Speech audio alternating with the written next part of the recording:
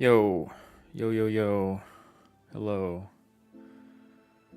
Good afternoon, good morning, etc.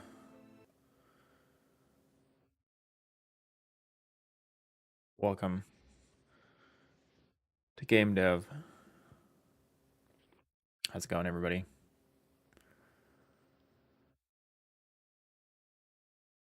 Let's get the project open and let's do the next thing, which is probably something to do with tile editing.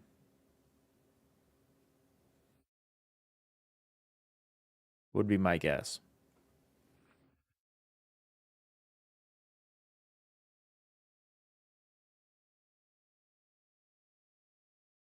Run the project for a second and let's just... This is honestly how my task list works. I just run the thing and I like mess around with it for a minute and I spot something that's like a problem. And then I work on that. Or if I don't spot a problem, I like look for the next obvious thing. One thing we can't support yet really easily is multi-level editing. So yeah, I can do that, but I can't really see what I'm working on, which is unfortunate.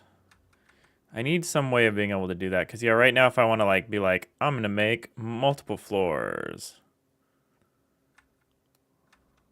you can't really verify what you're doing on both layers because we call the top layer. So I don't know about that. We'll have to think about what we want to do for that. What else could we do? We could re-implement the room dragging thing, which is the thing that lets me like build a room instead of having to do this of like one wall, one wall, one wall, one wall. So we need to do that. We need to re-implement the visibility cutaway system so that I can peer into these rooms. We need the eraser. That's actually probably a pretty high priority, is to get the eraser working again. All right, so there's no shortage of things we could work on. Truly no shortage.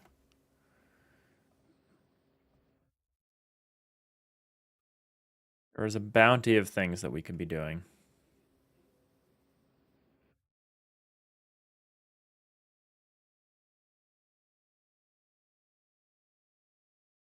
I think a hard thing to do would be the little room tool.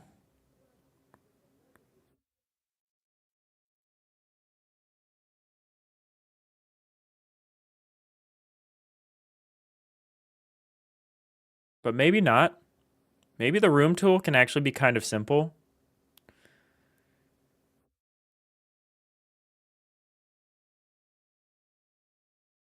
Because the way I did the room tool here, and the room tool is again just you drag out an area, you fill out the outer lines with walls, and then the inner area is just floors. So I did that here in a very convoluted way, probably here. If the active block type is a bulk, yes. Then we do this. If utility dot is inside, yeah, sure. If erase mode, whatever. We do this. So we go, if we've fully enclosed this area, then we make it a deck. What we mean by that is it at the margins? Is it not at the margins? Is it like within the margins? So not at the edge of the boundaries. So we could do something like that. The thing about that, what made that easy here is we would check every coordinate and then do a replace block at call for the individual coordinate. That's not as good to do now. It's fine actually, but that's not what we're currently doing. What we're doing nowadays is we're actually doing batched calls. Well, it's not batched. We're still like setting each individual span index. What we are doing is we're using boundaries to denote the area. And so like, I could have something in here that checks to see what the active block tool is and like handles that. What I probably want to do is I probably want to move into the direction of defining the block tool as like a more complicated thing than just a single block. That's probably the way to do this. So like a block tool should be more than just one block. It should be a boundary or an area or something like that. So that you can handle different selections, like so that we could, because what we eventually want to do is we want to be able to grab a space. We want to be able to like, let's say we make like a little room here or whatever. Make like a little room. And then we're like, oh, that room's not exactly where I want it to be. I want to move it over by 1. So what I want to be able to do is I want you to be able to just left click, drag across, grab this whole thing, and then now you can move it around. And that's actually probably going to be pretty complicated. Because it matters. You want it to be anchored to like wherever you finish the drag. So that you don't want it to like pick a midpoint and then jump to that midpoint around your cursor. You want it to be stable. So if I do this drag from the top to the bottom here, and then I start to move it around, you want the whole thing to move. But if I did a drag from the left corner to the right corner, you'd want it to be anchored to this corner. So I guess we determined that somehow.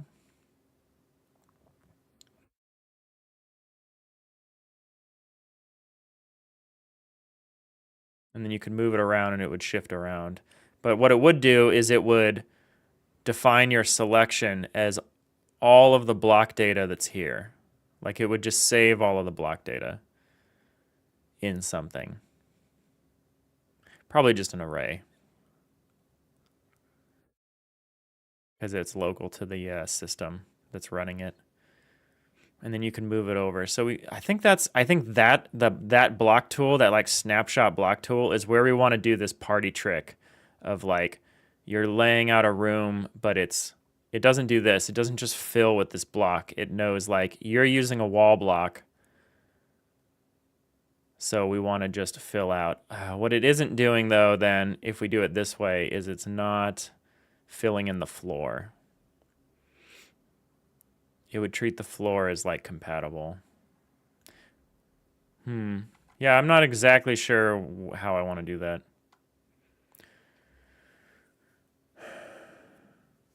I'm not sure how to pronounce your name. Refwa Nefa. But welcome to the chat. How's it going? If you want to hit me with the phonetic spelling of your name, that would be awesome.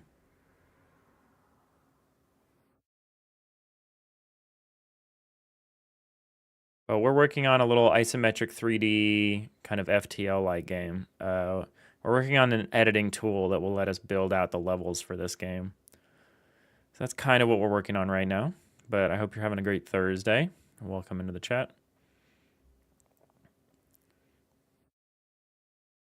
We're working on adding some functionality to the tool, because right now the tool is very bare minimum. This version of the tool, at least. It's got multiple layers that you can draw on. And you can basically say, I want a floor here, or I want walls here. Or what you could say is you could be like, I want both floors and walls here, which is a little bit of a different ask, but we need some more intuitive utility. We need some more tooling here to make it easier for me to, because my old version, I could just drag this out and it would make a room. I kind of want to add that back. But we've changed the way we do this enough that that's non-trivial.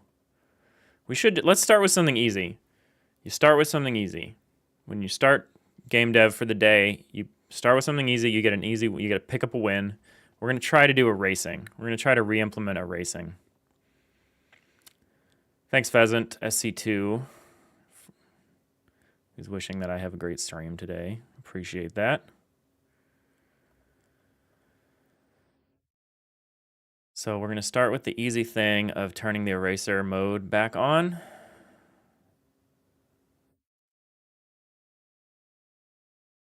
We need to decide how that works. I want that to be block aware as well.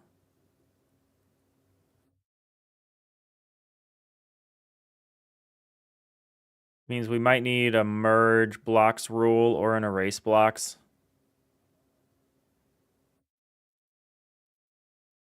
An erase blocks function that's kind of like merge blocks.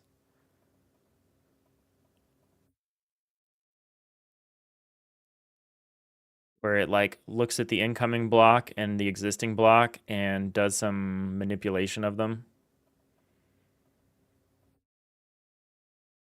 for reasons that will eventually become obvious. We can do the individual function because for legacy reasons, I kind of have an individual function. Like we have a place blocks in. Or we have a place block at. Oh wait, what are we still using this for?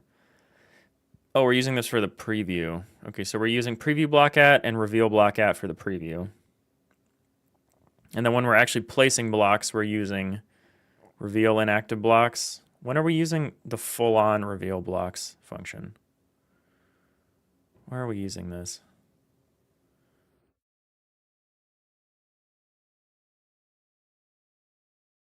Ah, I see. For an edge case. So we want... Yeah, we want something like place blocks in, but then eraser mode version of it.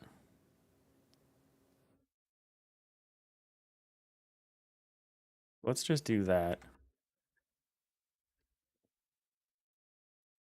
So we'll basically mimic the code here, probably.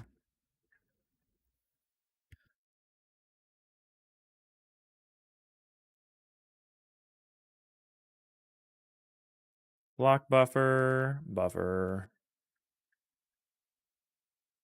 So we're pretty much doing the same thing where we get our span. Honestly, let's just copy this and then modify it instead of try to rewrite a whole new thing. We could even have it just be place blocks in and have it do an eraser check where it says span index equals, well, yeah, it could be span index equals erase mode, block eraser mode.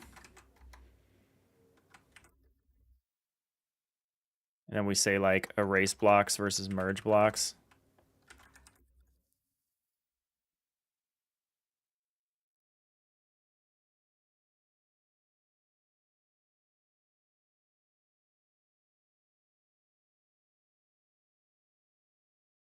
Kind of don't love that.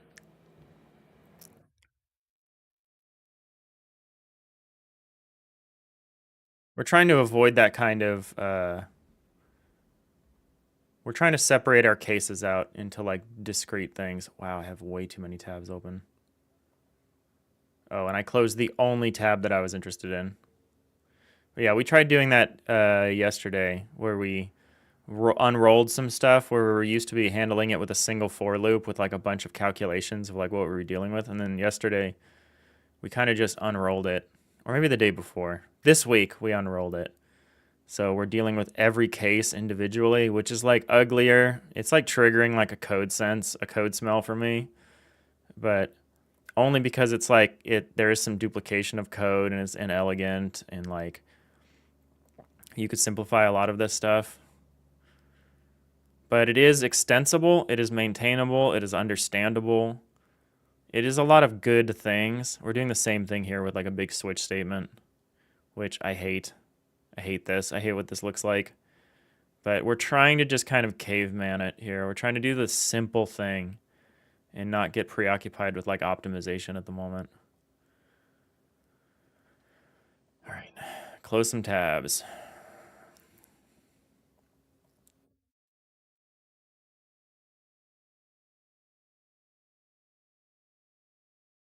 Don't want any of those open. So right now we're just going to do a duplicate thing. So we'll say for each vector 3i coords and bounds, we're doing all the good checks here. Hidden blocks.triad. Yep. Okay. And then so here, all we're going to do is we're going to change merge blocks to erase blocks. For now, that's the only difference. And then we're going to have a private static here. Is this the run function? It is. Okay. This should probably be above the public run function, since it's a private static function.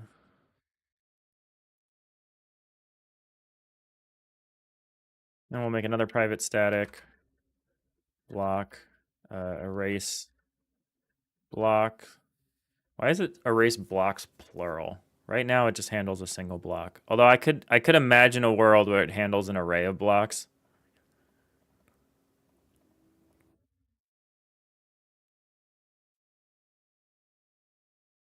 So we're gonna rename this to be singular. Hey Brohart, how's it going? Brohart, they say those who do not study tile editor are doomed to repeat tile editor. I don't know about that. What I can say is that those who do study tile editor are definitely doomed to repeat tile editor, considering I'm on my second version of the tile editor. So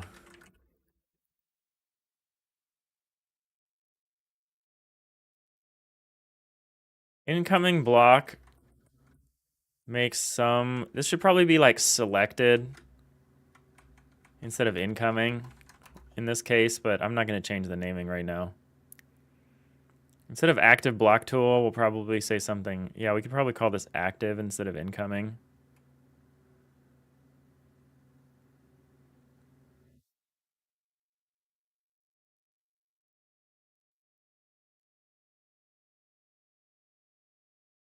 We could have like active and like current or something like that.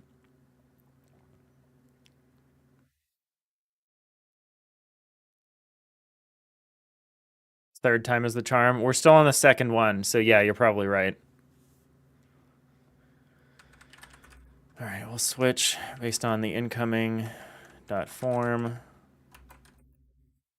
So the trick here is that if we're erasing and we have the deck block active, what we're going to do is we're going to return block.null, because that's a full erase. Oh, block.form.deck forms. There we go. And we return the null. If we have a case of block.forms.bulk, this is more interesting. This is we would return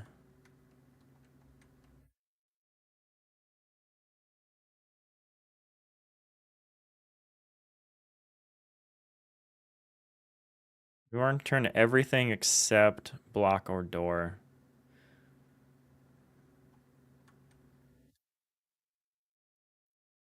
Maybe a door is a kind of bulk.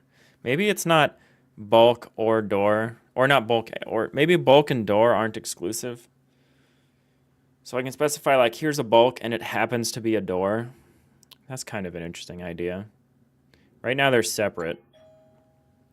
Hey Ryson, how's it going? It is good. How are you? I will be right back. Someone rang the doorbell.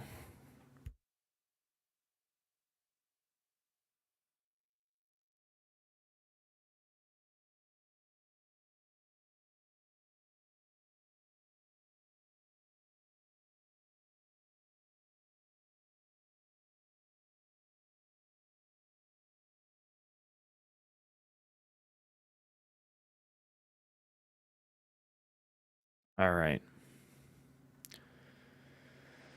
So if we're erasing and we're in the block mode or the wall mode, kind of as it were, what we want to do is we want to erase any walls or doors, but we want to leave any floors intact. So we want to say something like How do we do that? Do we like XOR the bulk and XOR the door?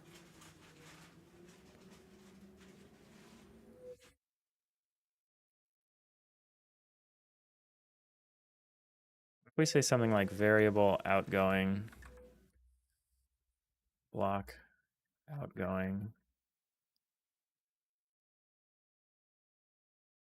Here we could say something like outgoing equals existing XOR block.forms.bulk.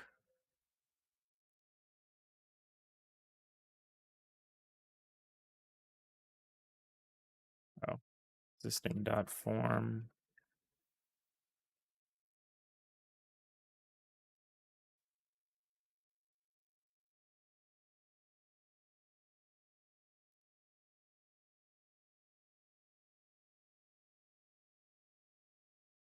Gotta say outgoing equals new block.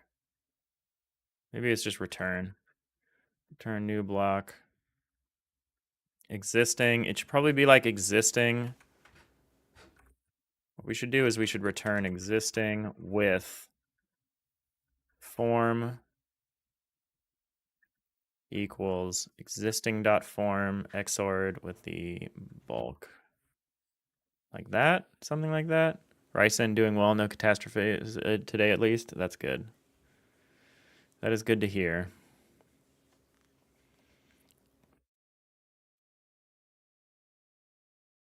We have a deal. We have something we're going to need to deal with, which is like block carries more data than just its form. But right now we're only operating on the form. But I need to change my model of the other data. Like right now, the other data is like a vector 4i face of like the direction it's facing, which is not what I want. Or an int of like its partition. That I do want. I need to change face to be like an enum of some kind. So it needs to be more than just one face. Like the upper part of the block could have a face, the lower part of the block could have a face. I'm actually heading more and more in the direction of separating the blocks out so forms are exclusive. I'm like really tempted to do that because right now the floor and the wall share a block. But it would be kind of easier if they didn't in some ways. I don't know. I'm kind of torn about that. Because I don't really want to have alternating layers of blocks that have like specific characteristics. Where it's like a block on this level is half the size of a block on this level because it's supposed to be the floor. And here's the wall. Yeah, I'd rather have them be combined. Ryson, you turned your Bresenham line implementation into a resource object last night. So now you can step through the line one point at a time and swap out the line algorithm for anyone you want. Nice, nice. Next step is to make more variations of that option so you can use a pattern 4x1, 2x1. That's awesome. That's awesome. Maximum warp, no jewel. Thank you. Welcome in. How's it going? What's that other line algorithm that people generally like over Bresenham nowadays? What is it? It's like DDA. Is that it? Yeah, DDA.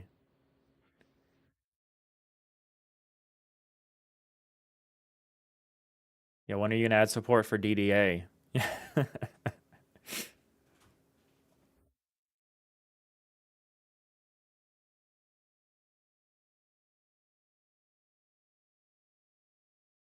One moment.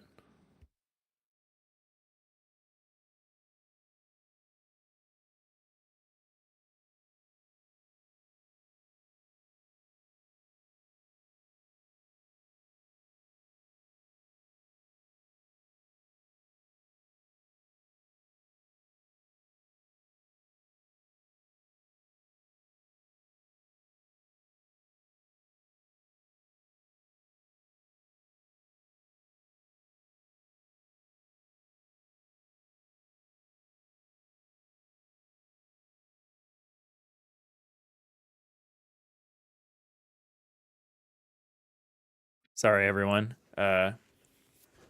My partner just came back from the outside world and brought me a coffee and a croissant, which is like the best thing.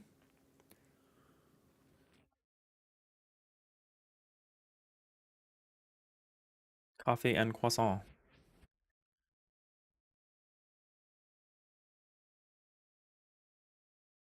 Oh, it tastes so good.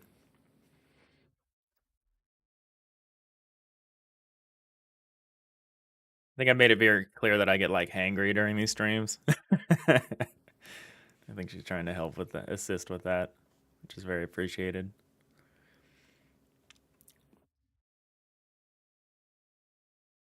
All right, so we return the existing block, but we modify the form to XOR out the bulk. How do I do multiple XORs in a row?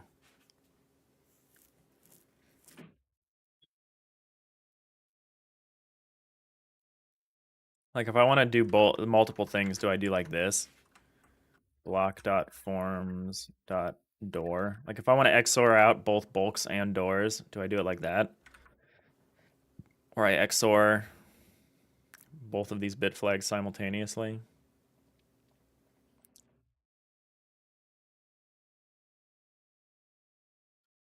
Case. Do I care about the case of both? I guess I should. Block.forms.both. Nice. Yeah, it is. A plus partner. Yes, Brohart. I agree.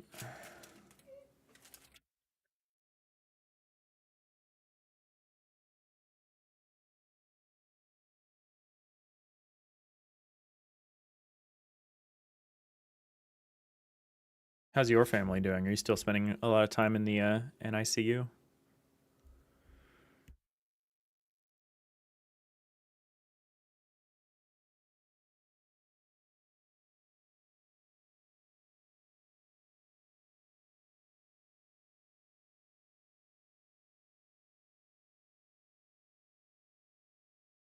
Until April or so? Oh, wow.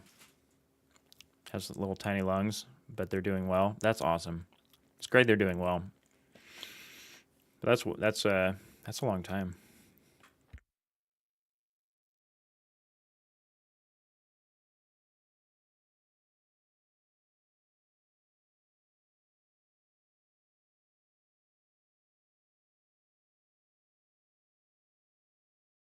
You're reading him scary vampire stories every day. That's pretty good.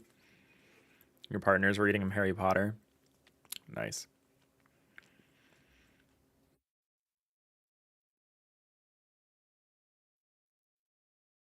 Yeah, hospitals are like such liminal spaces, right? Like they're transitory inherently. It's got to be weird to be there for so long. I had a friend who was in and out a lot, and yeah, it was very weird. Got to the point where he ended up just bringing his like PlayStation and would play like Elite Dangerous like VR on like in like the hospital.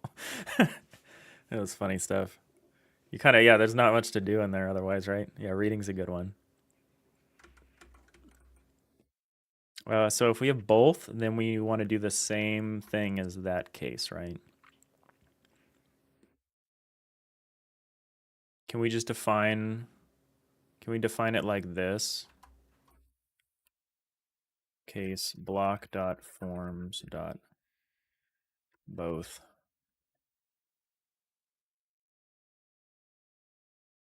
This is how falling through cases works, right?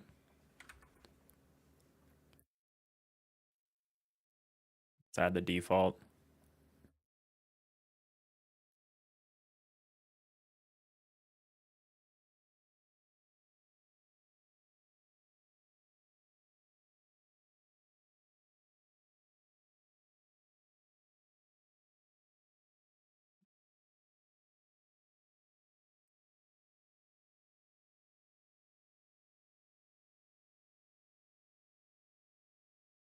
So how is that going to work with previewing a block? Super weird for sure. Yeah, you played Fallout 4 in the hospital a few times. That sounds like a good hospital game. A big meaty RPG.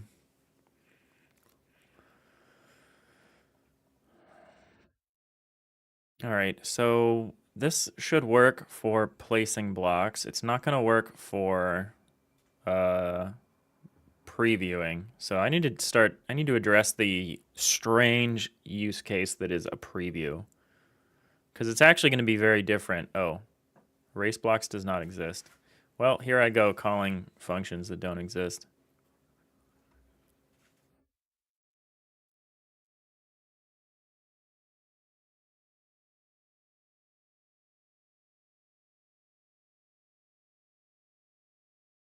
All right, so if I do this and then I switch to eraser mode, it doesn't seem to do anything. Am I not processing eraser mode? Oh, no, I don't. I haven't defined I haven't defined the function. Oops, or that switch case. So eraser is going to be different. Oh, so this is eraser like the key. And then here we need something like uh, place blocks in. So we need like a block eraser mode, question mark, erase blocks in bounds. Oops. Bounds buffer. What the F? Bounds. I'll tell you what the parameter is, computer.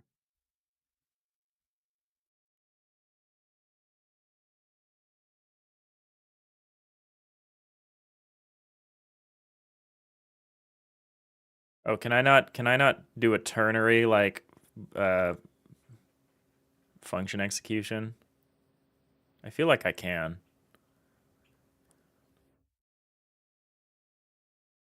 If I cannot, that changes my calculus on this.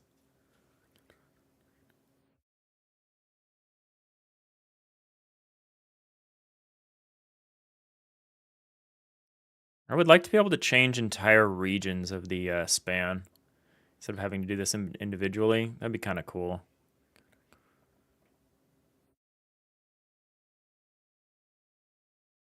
I wonder how I would do that.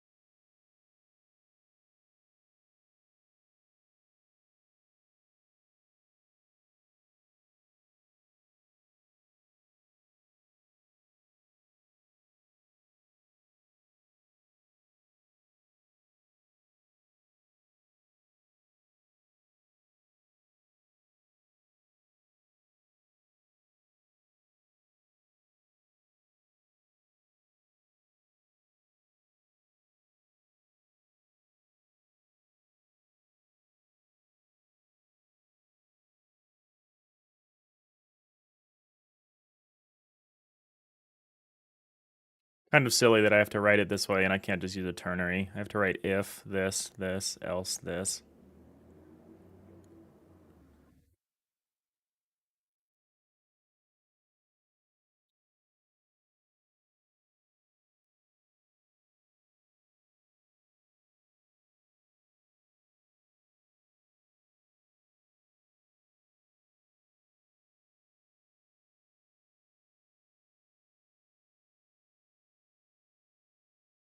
Okay, that should work now for at least block placement.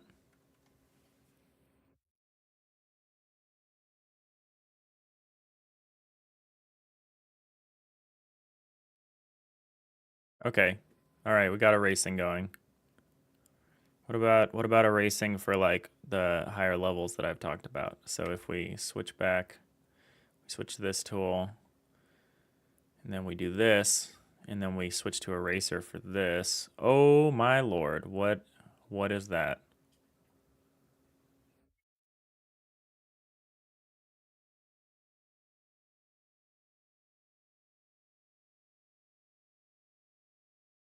Uh, okay. Fascinating.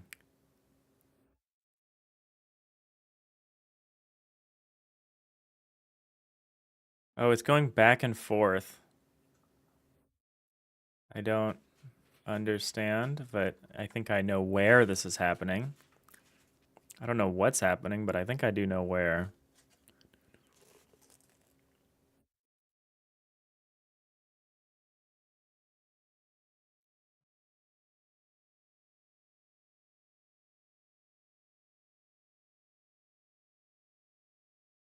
So it's probably happening in the merge tool or in the merge function.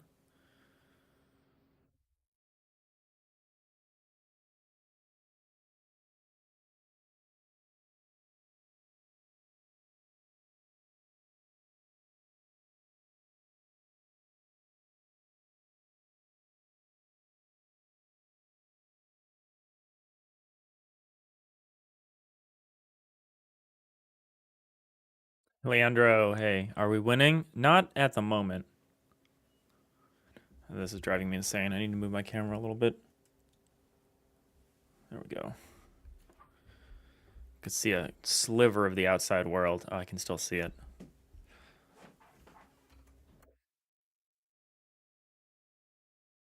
There we go.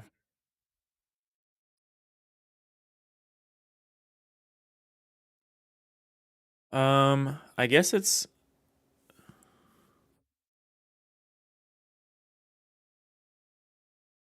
it's being weird.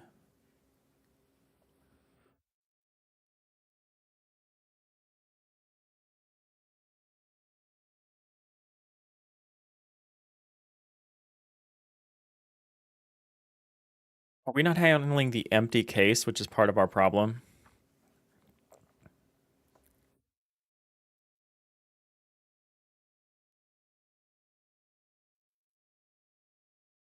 Form exists. It probably has to do with my XOR, honestly.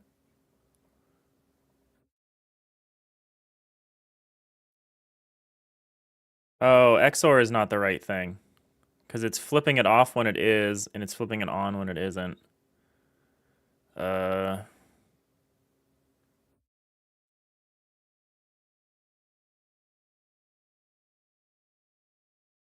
thanks for the hydrate, Leandro. How's it going? How are you doing?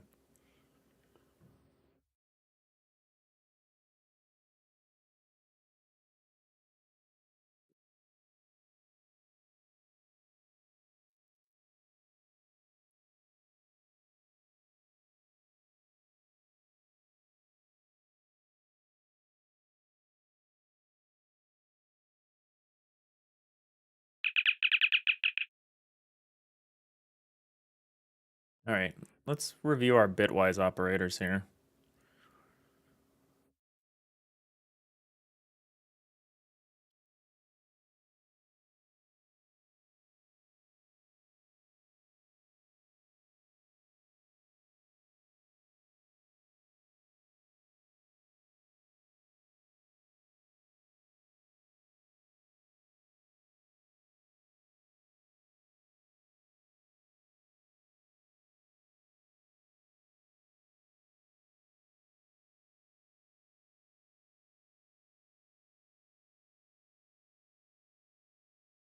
Um, I understand how to toggle, but the problem is I don't understand how to just turn it off.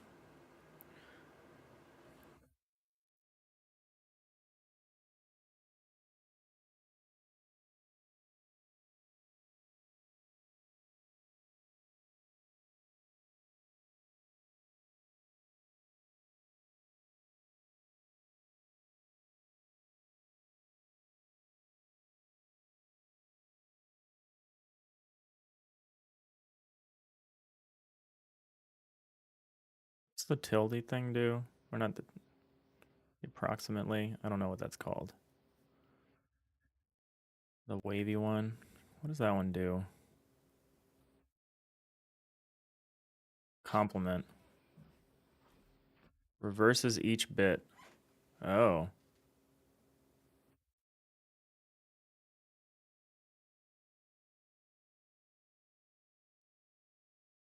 So if we input this, okay, so this is the thing that we kind of want, but we need to specify what A is going to be. And we need to specify it by complement. So we need to build a thing. So we need to say like, here are all of the flags that are set for the existing block. We want to turn off a specific one. So we just get the existing bit and XOR it with just that one bulk. That one flag we want to flip, right? Or we do an and because we're flipping it.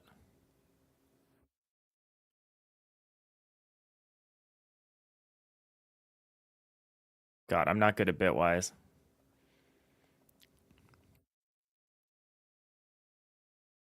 Ryson, looking into DDA, it doesn't seem to use whole integer intervals.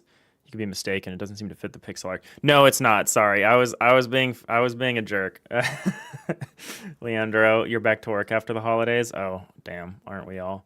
Ryson, DDA is like the floating point version.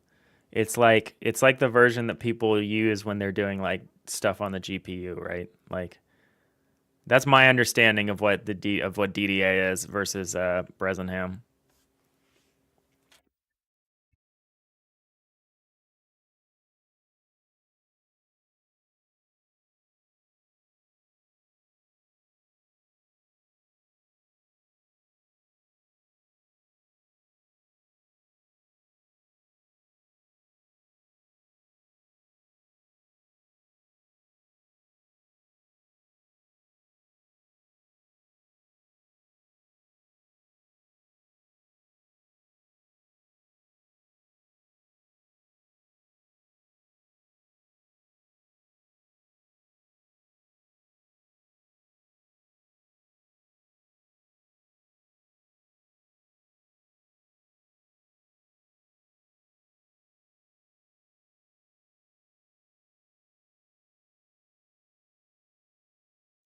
Hey Lucas, it's an eating stream. Yeah, I was very wonderfully brought a coffee and croissant by my partner shortly after the stream went live.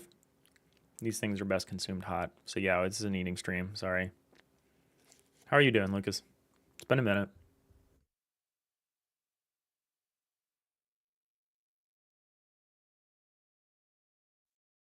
Hey Scott Hopkins, welcome in. Good. The Scott quota was a little low today. I was concerned. We need at least one Scott in the chat at all times. All right, so what we're trying to return is a block that has all of the bits set as the existing block, but we want to unset specific flags if they're present. So what we actually want is existing form and yeah, this is tricky. We're trying to turn off a specific flag.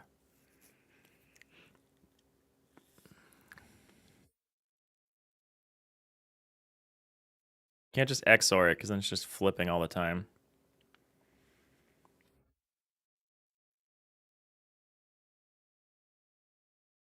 We could do the complement, but if we do the complement, we need a flag that is the opposite of the flag that we want. So if we can, or the opposite of the combined set of flags, the opposite bit field that we want. So if we can construct the opposite of the bit field that we want, so we do what? So we get the complement of the form, which gives us the opposite of the current form.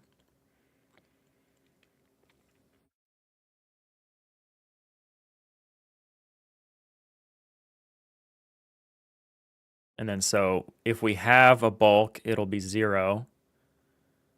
If we don't have a bulk, it'll be 1. Let me just add this while I think about it. If we don't have it, it'll be 1. So we mix these two together.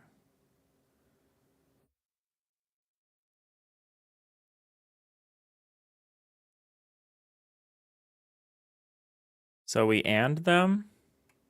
No, because if this is 0 as in, oh no, 0 means it doesn't currently have it because we're getting the complement. So 0, we don't currently have this flag. We want to set this flag to 1. We could just OR it. So that whether or not we have it, we unset it. Yeah, that's the easiest way to do it, huh? But then we need to get the complement of that. This is a little convoluted. I feel like there's a better way to do this, but I'm like not good at bit operations. This feels bad. This feels like bad, but maybe it works. Let's see if it works.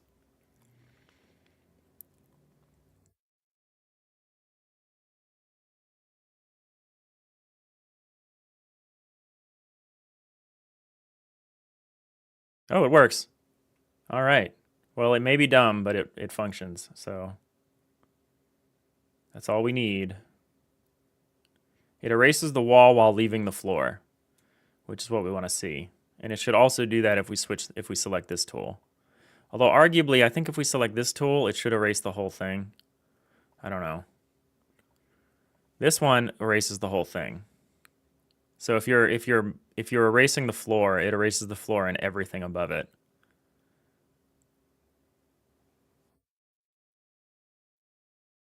But if you're erasing the wall, it just erases the walls.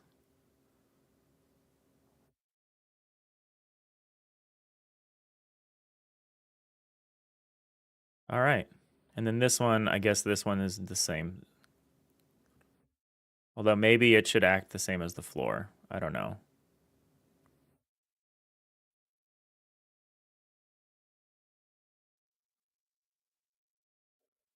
Appreciate that, Leandro. Scott, if you do something not dumb enough, that's dumb in and of itself. So you're back around to dumb enough.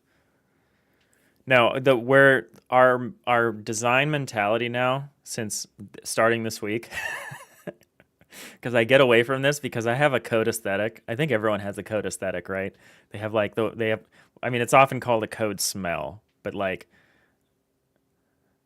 code smell has some qualitative aspect of it. Like a code smell should be triggered like if something's like structurally wrong or whatever, or like you're doing something bad. Like to me, there's a moral characteristic of calling it a code smell, but if it's just an aesthetic, it's like a sensibility of like how code should look or act. My aesthetic wants to like optimize things and crunch them down and like find clever ways to process them. Like here, where instead of we had, we're currently iterating through each tile map layer separately with everything hard coded for that specific layer. Whereas like the old implementation that we had before this, which worked, was like we'd do every loop and we'd calculate which layer we were on. We'd like count the layers. We'd like count the layer index and we'd substitute a bunch of variables. We'd do a bunch of variable substitution to like make it work and do a bunch of calculation based on what the variable substitution was. And it was like insane, but it was a single loop. But it had all these different branching conditionals and logic and stuff. Whereas like this is better to me because it's like the domains are very separate. It's like you can be very clearly see the block of code that you're executing and you don't have this insane nested set of conditionals. Or if you do, it's confined to the area that actually needs it. So we're trying to be dumb. We're going to try to not optimize. We're going to try to just do something simple. And if that doing something simple means taking the complement of a complement with one bit flipped around, like that's fine. It's kind of weird, but it works. It gives us the result we want. Is there like a better way to do this though? Let's just look for 1 second. Just like 1 second. We're going to look for like a better way to do it. So I can drink my coffee and eat my croissant.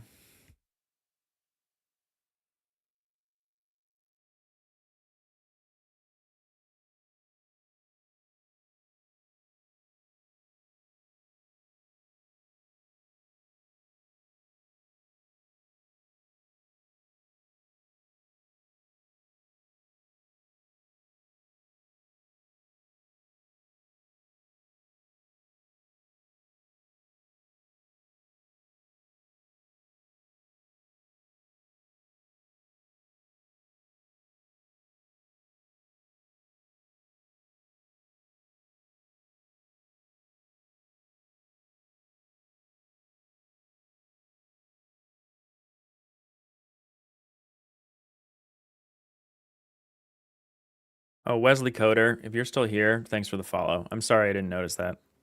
I feel really bad about that. If you're here, thank you. Thank you for hanging out.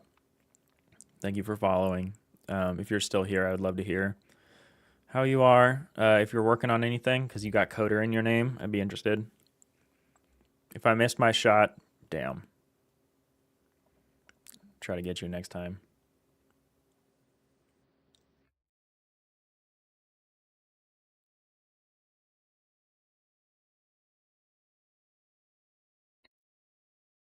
If anyone has any project updates they'd like to share, I'd love to hear about them. I'd love to hear what everyone's doing.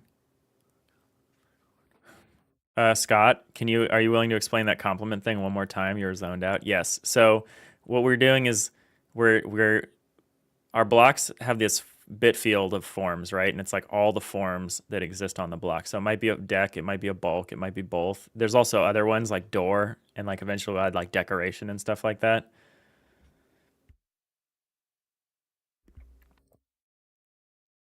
Yeah. So this thing, what we're doing here is we have an existing set of forms. So that's like the current block.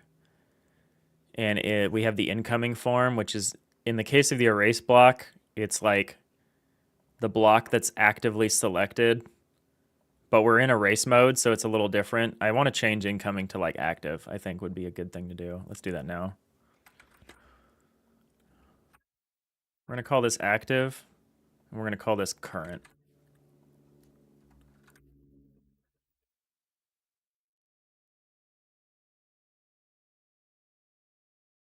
So the active block, which is the block that the tool has selected. So what we're doing is we're taking the current form, so this is the bit field. We're getting the complement of it, which is just you flip all of the bits. So anything that was a 0 is now a 1. So it describes the inverse of this form. Then we're ORing it with the block type we specifically don't want. So we're guaranteed that there's a 1 in the part of the form that we want to unset. And then we get the complement of that. And it just guarantees that we unset a flag. And there's got to be a better way to do that. There's got to be a better way to unset a flag. I know how to toggle. You can just toggle with like an XOR. But if we do an XOR, then it's just going to flip back and forth all the time. So or what we could do is we could switch on the current block.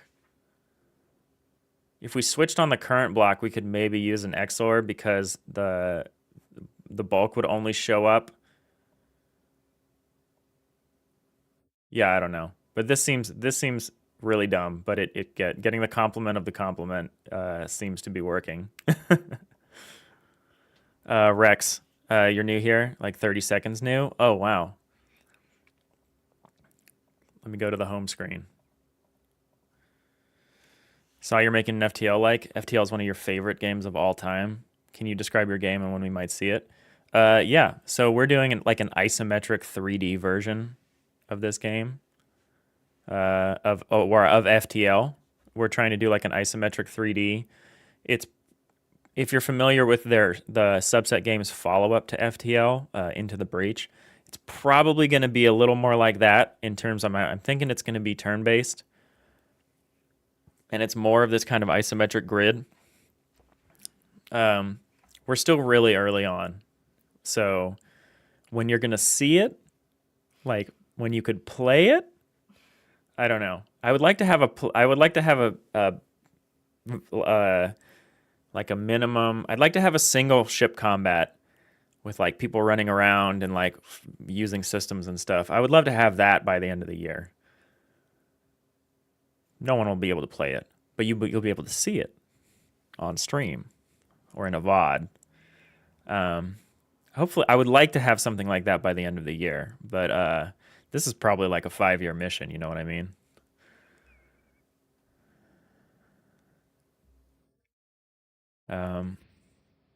Brohart, you're almost done with your gender bent pop piano cover album. How do you have time to do all of this stuff, Brohart? You're like a director of security somewhere. You're like a new dad. You're a game dev. You're doing music. You have up to 60 total vocal takes, about 20 instrumental takes. This is insane. Where do you find the time, honestly? Um, Leandro, you're almost done with level 2 of your game. 2 down, 2 to go. You make slow progress, yeah. My problem is if I don't make progress quickly enough, the ground feels like it moves underneath me and like my requirements change or like my sensibility changes. But I'm getting better at that with this game because, yeah, our progress in this game is quite slow as well. Thanks. Thanks, Rex and ILO. Um, we have a Discord if you're a dev or you have projects. I would love to hear more about them or see stuff for them. So feel free. It's in the channel description on YouTube and it's on my channel page on Twitch. But yeah, we do this Tuesday through Friday every day, so hope to see you pop in again. Scott, you'll make a vertical slice when you can. I guess you're saying, yeah, kind of. A vertical slice of like the narrowest, like a vertical slice that is so vertical, it's like 2D. Like just one ship combat, like the core game loop of like a single ship combat against like one other ship. That's my goal. That's my first like MVP, in my opinion. No, Jewel, you added mapping facial expressions to changing the eye sprites to show emotions and make the eyes more pixel arty for your VTuber software today. So it's pretty progress. That's awesome. I got to see you working on that like a while ago, maybe like a week ago. So I'm excited to see how it's growing.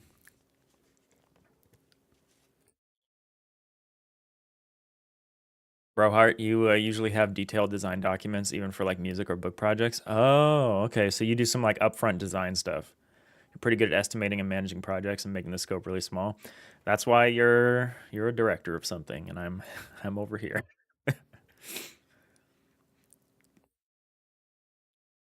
Scott, easy to calculate the projection on it. Yeah.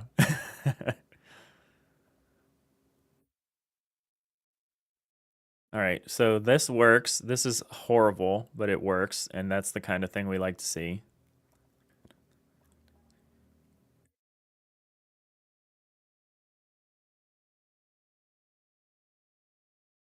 We got ads on the Twitch side.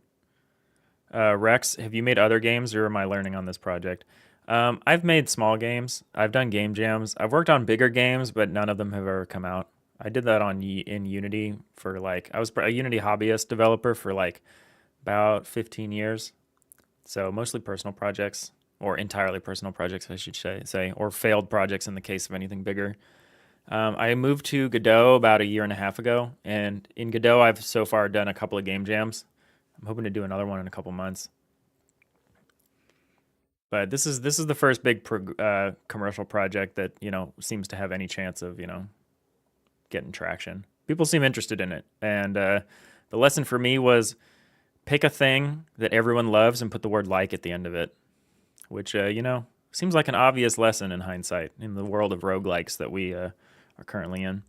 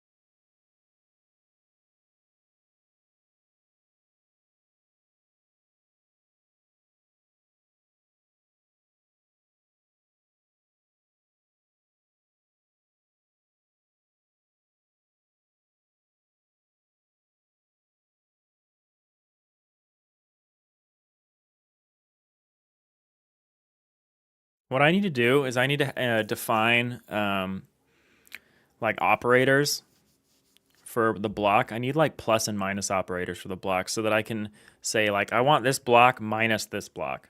So I can like pull the parts of that block out that aren't compatible. I need to do something like that. Or I mean it's not exactly plus or minus, but I think I need to like find a different way of representing merge so that they operate on the block level cuz right now they just operate on the form level, which is our bit field, but that's good enough for now, so that's what we're going to do. That's what we're going to stick with. Rex. It's probably a good call. Your only activish project is a Zonix-like, but no one played Zonix, so you might not finish that. Yeah, I was like, what is Zonix? Zonix with two X's. Zonix. Well, if you're interested in sharing your progress or just hanging out with us, we have a small Discord. It's good. I'm going to stop shilling the Discord. Just trying to grow the community. Zonix. Oh, this looks kind of cool. What is this? No, definitely not many people played this. What's going on here?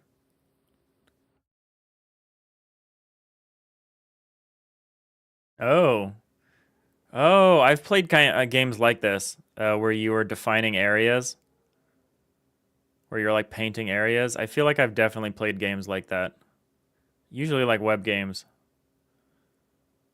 I don't know what you would call that. But yeah, you're like closing off areas. This is cool.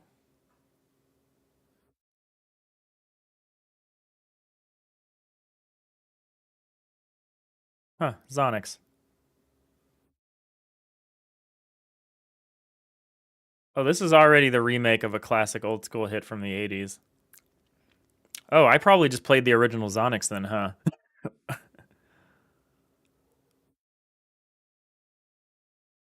I was like, I have a memory of this, of like a kind of game like this. Interesting. You love that game, Brohart? A very good gameplay loop. Yeah, it looks tight. Rex, you want to combine it with a tower defense. Interesting. Interesting. That could be cool.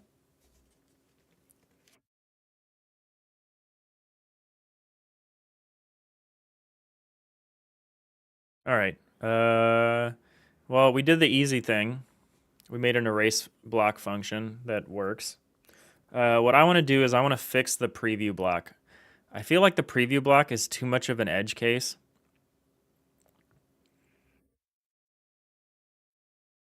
That's like hover, command.arg.hover. I should probably change that to preview.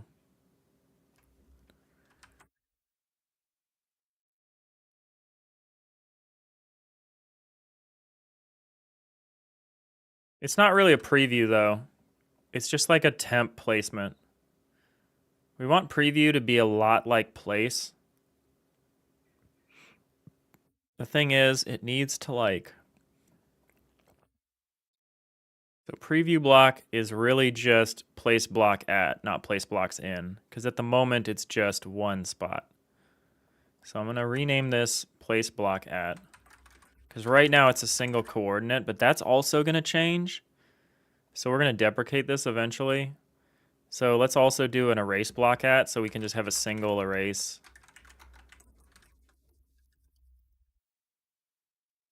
Not what I want at all. Let's just copy this and rename it.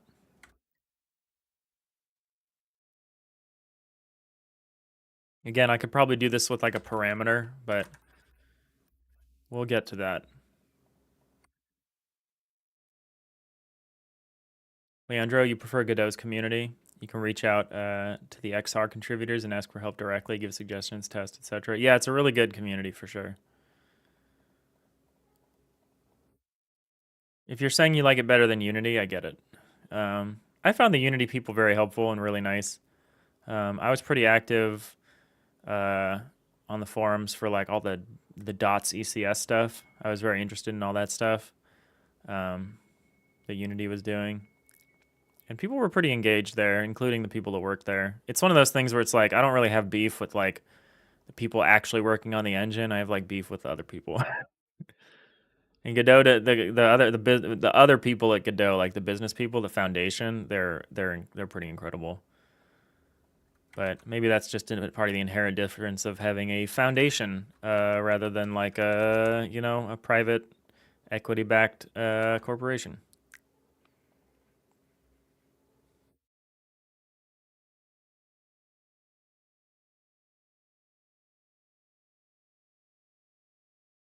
Thoughts on that per install stuff?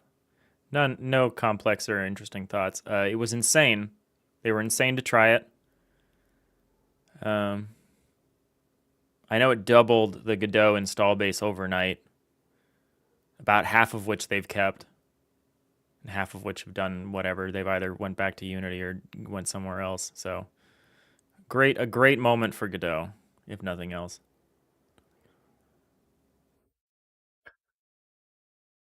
All right, so if I do this, that does nothing because I haven't written the code to handle it, right? Oops. Oopsies.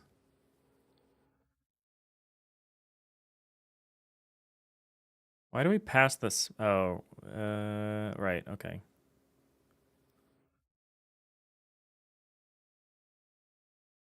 So for hover, we want to do, so we say if buffer abb dot encloses, turn that into this. We'll say if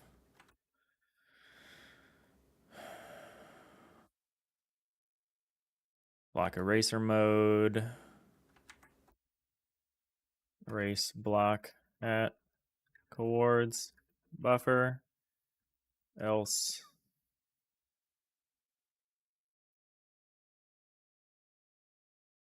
Why are we logging this if we don't do anything with it? I question the logic of this.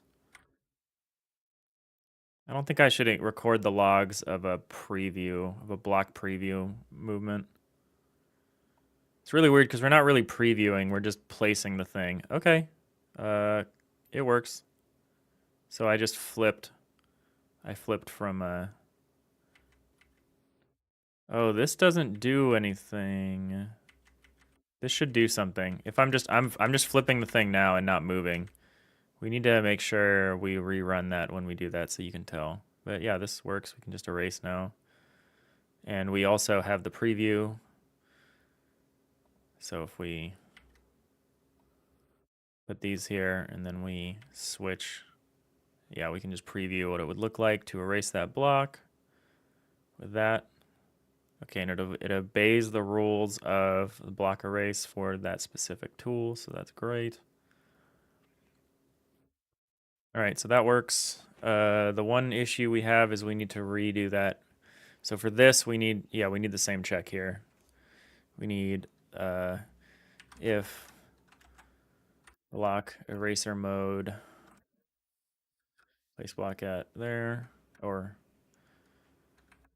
erase block at. Eventually, I'm just gonna probably have one function that takes like a bool or something. I don't know. Right now, I like having them be separate functions, but since we've kind of offloaded the logic of the erasing and the merging,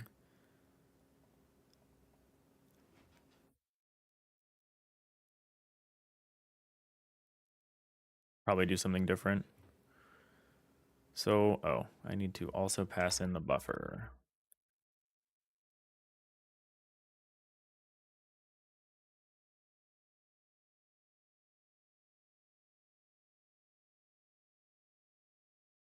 Now this should work the way it's intended. We're getting really close to feature parity with the old tile editor, which I know is just the starting point and it feels like it's taken months to get there, and that kind of feels bad, but okay.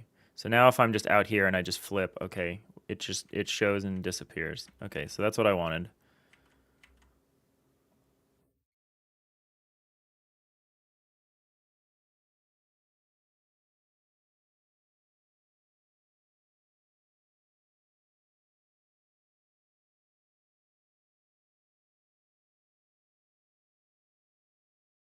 Okay, cool.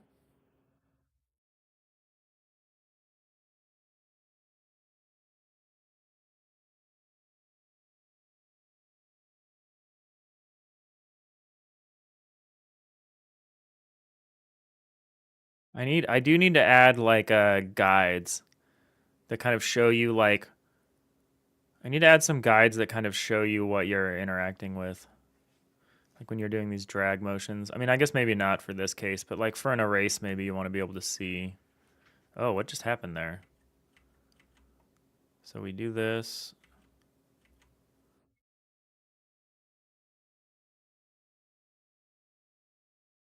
Huh. Something weird happened in the background. I don't know what that was. We're gonna pretend it didn't happen.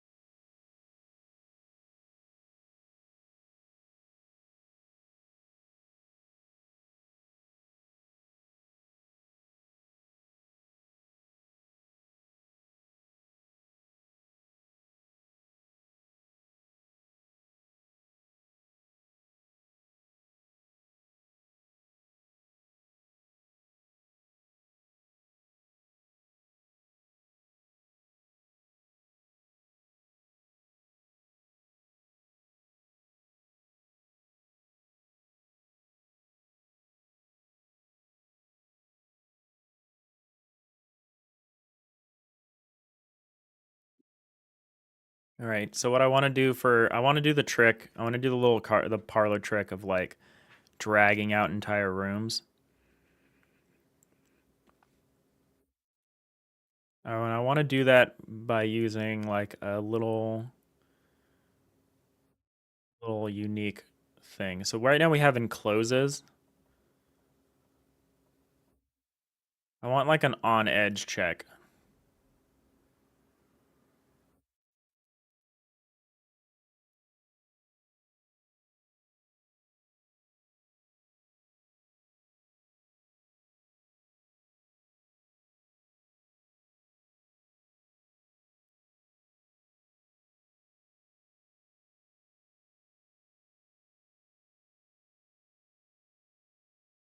But where do I want to do that? I could say like is on edge of something like that. Say public bool on edge of. I don't really like doing it this way. Um, if I want to do that, I kind of want to do that function on the vector and then pass in the bounds.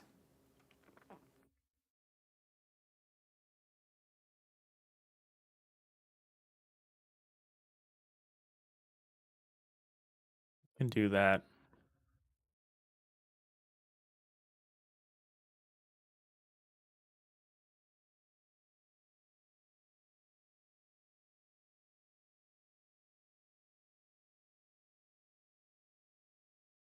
So let's do that. Let's add a new function here.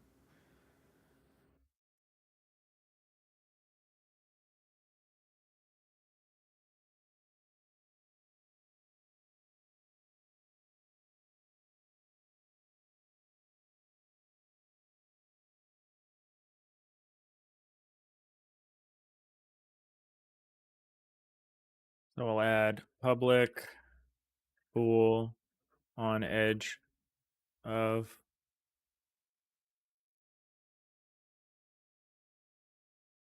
ABB bounds.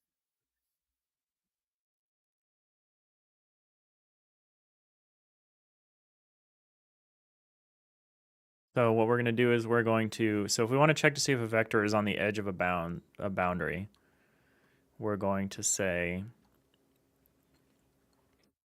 return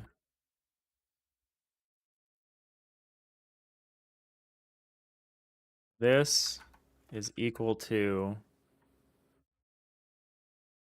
this dot clamp new AABB bounds dot minimum plus vector 3i dot 1 bounds maximum minus vector 3i dot 1. No, that just gets if no, that's not right. How do you do that? How do you check to see if you're on the edge of something? I guess we do two checks. We do two checks. We do so we clamp it within that plus 1 minus 1. So this would be within. So we want this to not be true. So we want to say we want this to not equal this.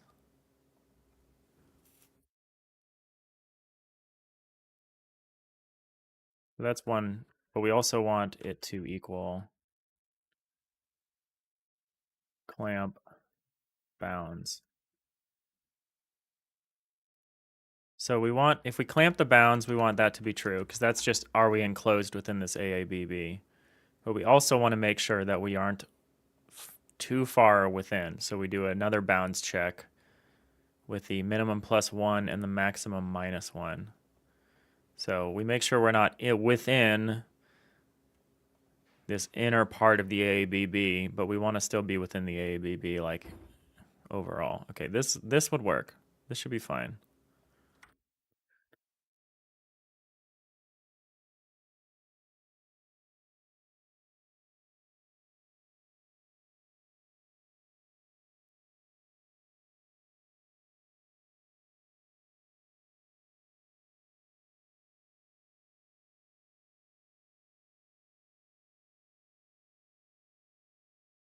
Okay, so I can check that now. So how do we actually implement that?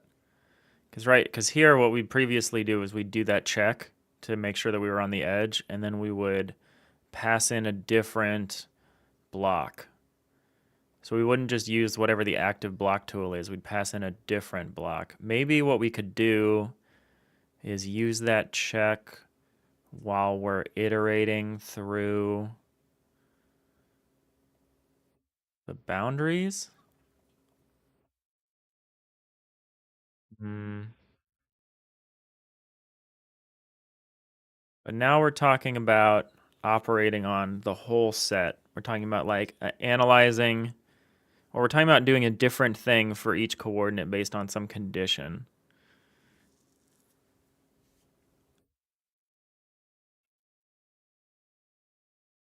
which is fine. I didn't really want to put that in here per se. We could put that in merge block. Well, I guess we know the boundaries, huh? Well, we aren't passing it to merge block, but we could. And in fact, we eventually want to.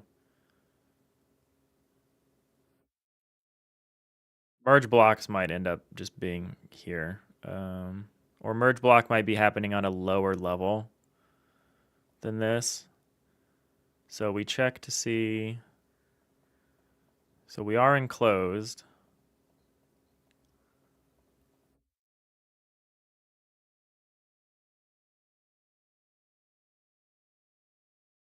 I don't really want to add a switch here for this, but I think I might. So what we could do here, the simplest way to do it would be like this. So switch active block tool dot form case block dot forms dot deck. In that case, we just do this break.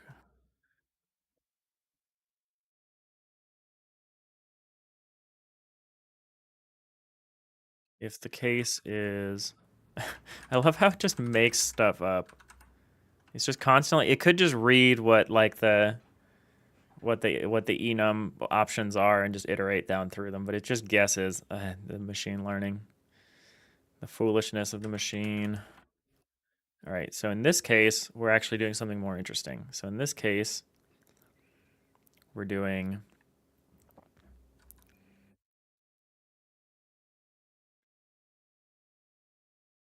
we're saying if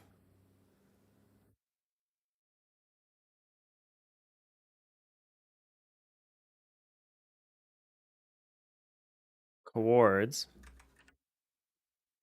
dot on edge of, I guess we should say is on edge of. I don't know, maybe that's like too much.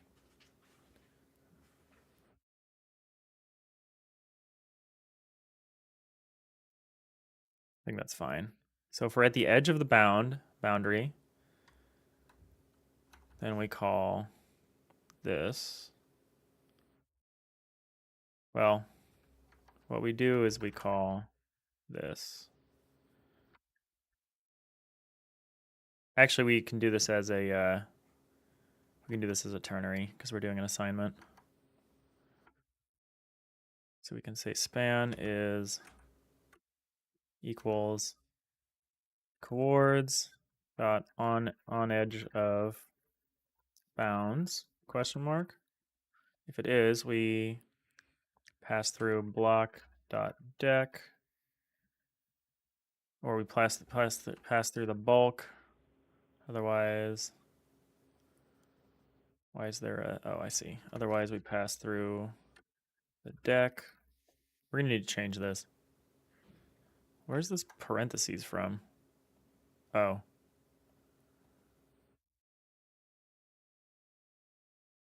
Here. This is kind of a stupid way to do this, but we're trying to embrace stupid right now.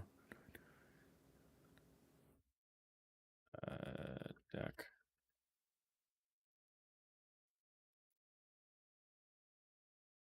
No, no, Ryson, we're not doing that.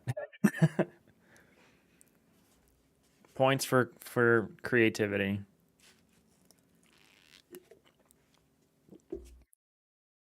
Minus points for being an edgelord. See, I can do that too. I got jokes.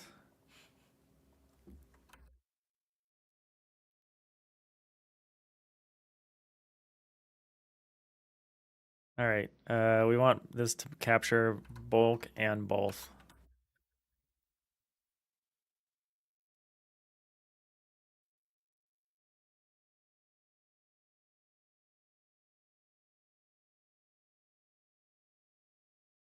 Actually, these are different cases. So in this case, we actually only do this.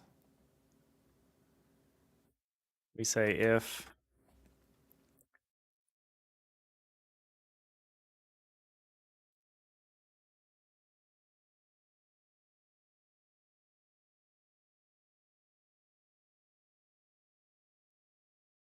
then we call this. Otherwise, we do not.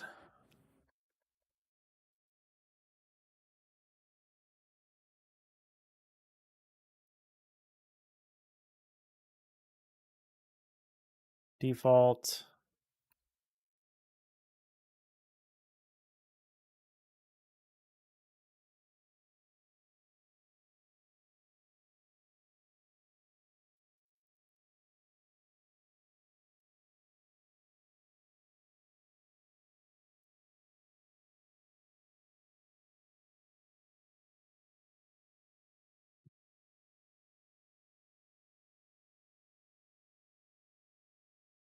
All right, this should work. Again, this is really dumb, but this should work.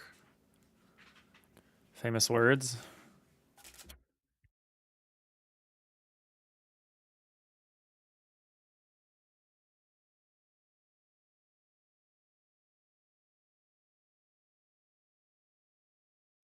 Crash.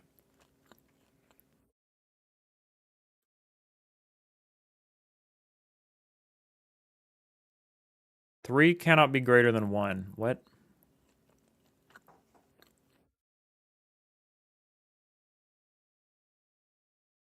Oh, maybe I misunderstood how clamp works. Hold on.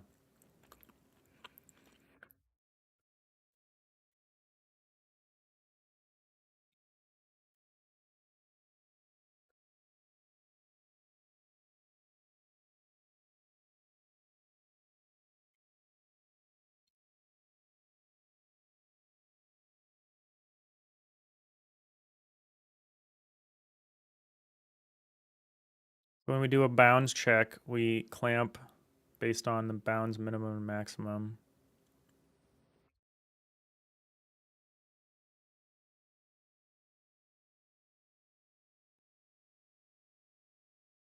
New AABB, bounds minimum plus one, bounds maximum plus one.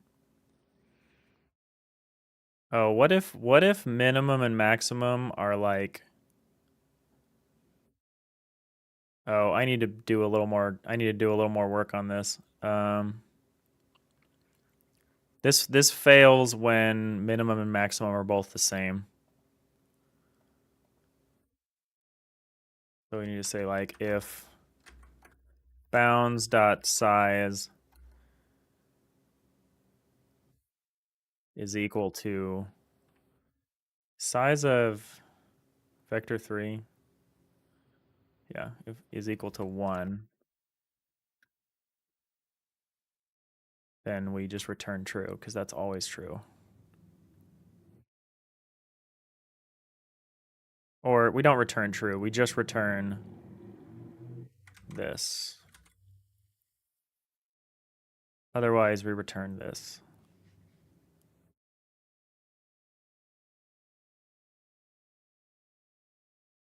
That feels like maybe that's better. That probably still won't work. You appreciate the muting to eat? Yeah, thanks. Sorry if I forget or if I, am too aggressive with unmuting.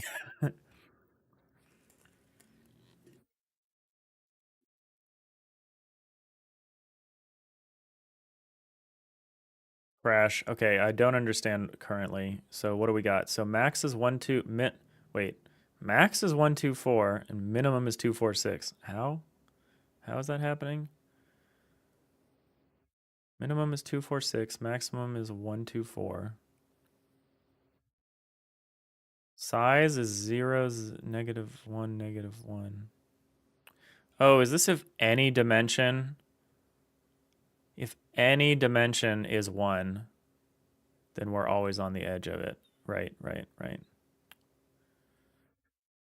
Oh, this is going to be awkward when we start thinking about Z stuff. We need to do... Oh man, this needs to be a 2D check for now, huh? All right, this little party trick of being able to make a room instantly is actually more involved than I gave it credit for. Sorry, we're working on it though. We got time.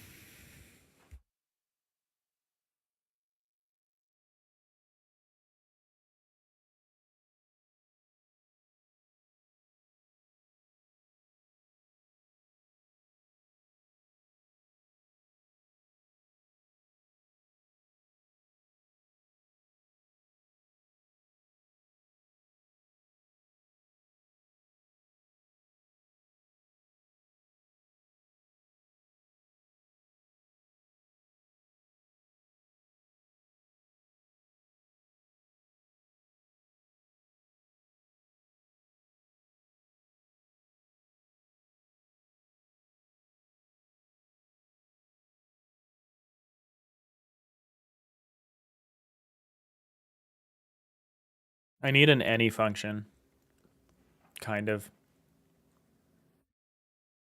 I actually kind of need to hard code this, actually, unfortunately. Shoot. Because this is a 3D check, but we actually need the 2D. So I actually need to just turn this into a 2D check. Or we need to be able to handle...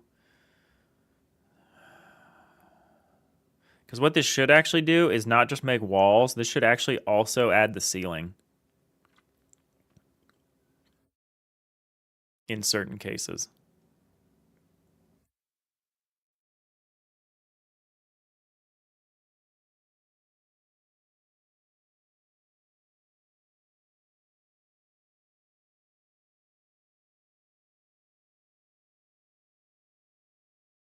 That's tricky. This is tricky, being able to do this. Maybe we put a pin in this one. Because I can imagine how to do it, but it's kind of out of scope for us right now. I'd rather work on something else.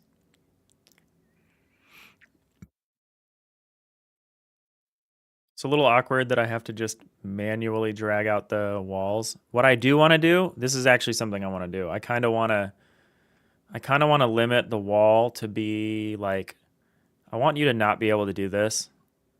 I kind of want to limit the wall to be one tile wide, but I actually don't need to do that now. That's one of those things where it's like, if this was a tool to be widely used by others, what I do kind of want to do is I want to have some kind of like grid visualization so I can see where I am on the grid. Because right now I'm kind of just guessing, and with like, that's kind of hard to guess sometimes. Like I'm pretty sure that this tile is in line with this tile. Yeah, it is. But like lining up this tile with the tile underneath it is like pretty hard. Pretty hard to do.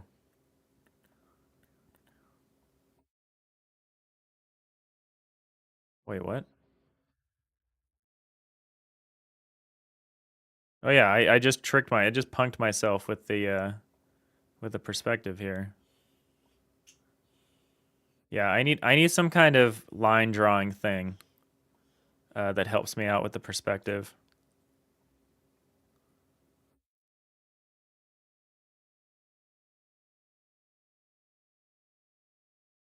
So that I have a better idea of where my cursor is relative to the other blocks. Because this perspective is a little challenging sometimes.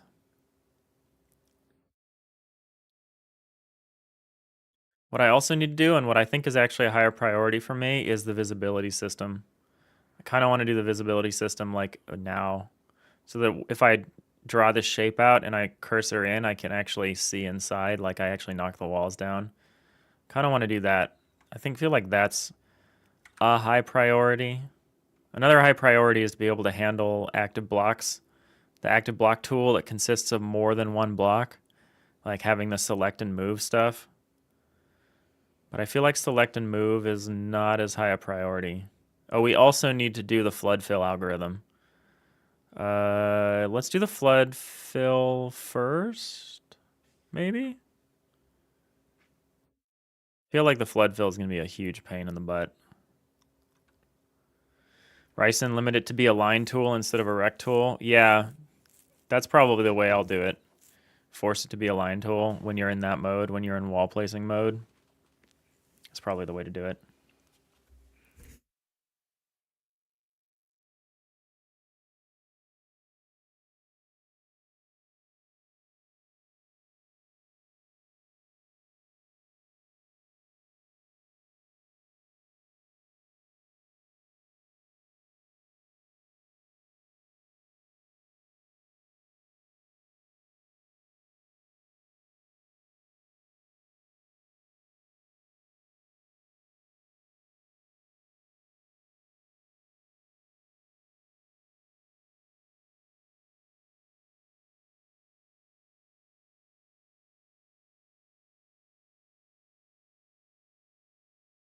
Let's do the cutaway first.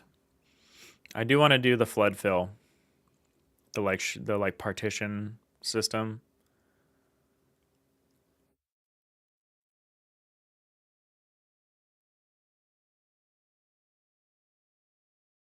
That like compartmentalizes the ships. I want to do that, but I'm a little concerned about that one. I think the cutaway stuff. Oh, the cutaway stuff is going to be very different, isn't it? Let's get the hull layer opened.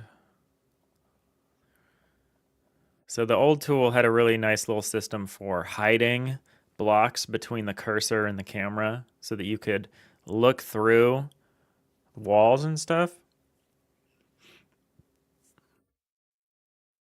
I need that. I need that system desperately.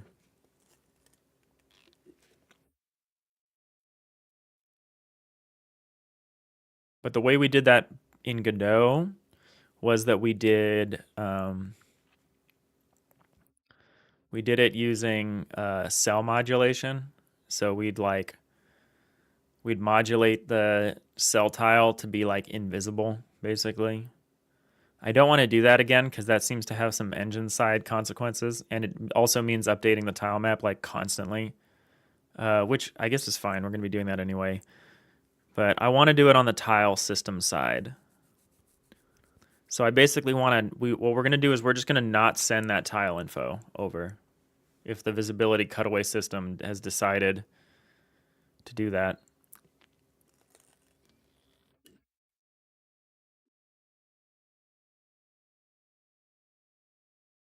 So the way it works currently,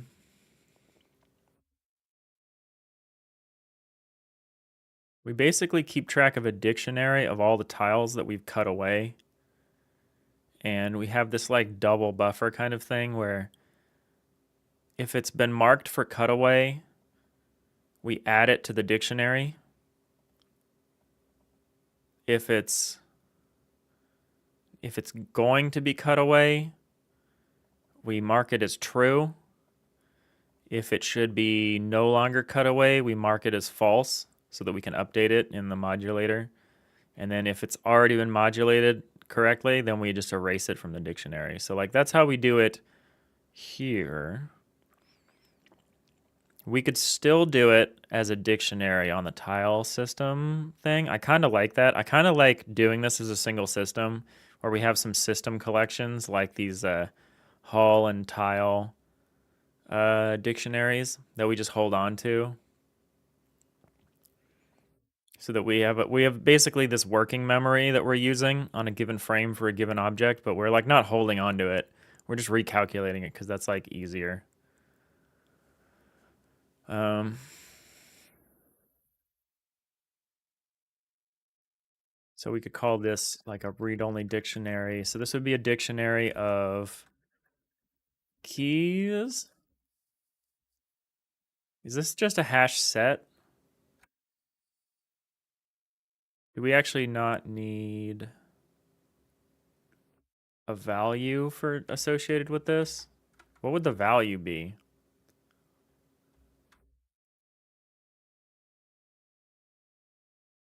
Because if we want to cut away this thing, we just don't include it.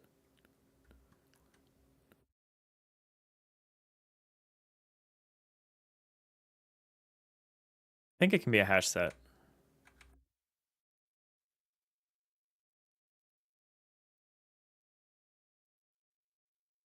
Cutaways.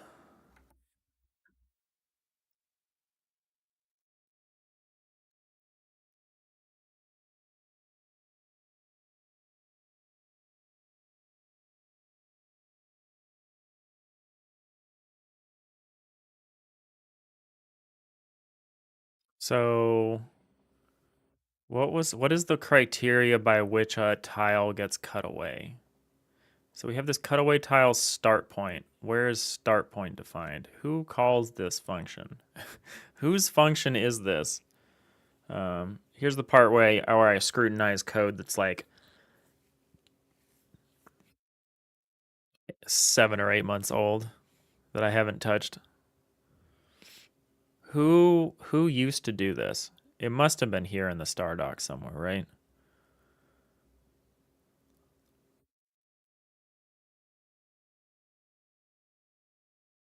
We must do this whenever we probably do something like this whenever we hover the mouse.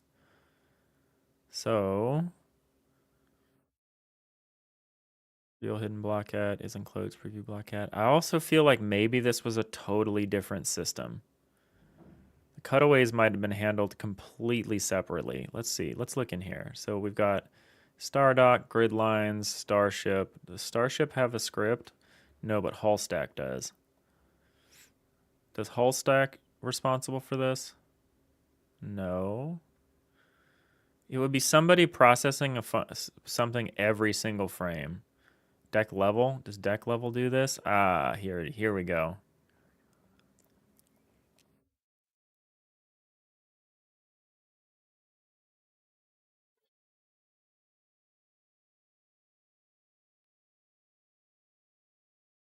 Okay, so currently we only hide walls and doors, which makes sense. We do need to figure out, we're going to do something special with the doors, and I'm not sure what it's going to be. But right now, we'll just completely hide both.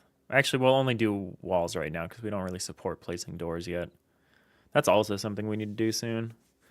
Add support for doors. But I need to get the triple door in there because this system, we're moving from support for a double door to support for a triple door. And I'm not sure why we couldn't support the triple door previously, but there was like a good reason. And I don't remember what it was.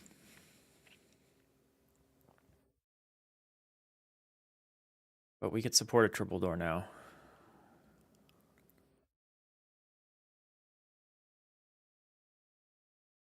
Yeah, I think considering a door it being as a kind of wall, as a kind of bulk is good. I think that could be good. Although maybe that's not good.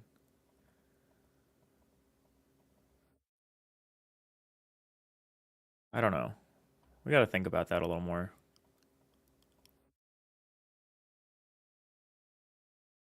So cutaway, so we just say mouse chords or we say the end of the deck. Um, let's start by just sending mouse chords and then we can figure out why we did the other way. So for each layer, so for each whole layer, we call cutaway tiles or restore tiles. And then what we would do for that is set tile cell. No, we do something else. Oh, this is just managing what's in the cutaway dictionary. And then what we would do is we would have a set tile runtime data function somewhere. So set tile, I'm saying we have this function somewhere. I know we have it. Tile data runtime update, that's what it's called. Where is it? Oh, we don't do that on the floor, so there is none on the floor. So yeah, we do the tile data runtime update, and then we do a modulate if it was included in the dictionary. Okay, so yeah, let's just do that. So the criteria to be included in the dictionary is if your tile cell .x is greater than the cutaway point .x, and the tile cell .y is greater than the cutaway point .y. Cool. So we do a component-wise comparison there. If it is, we add it. If it's not, we don't.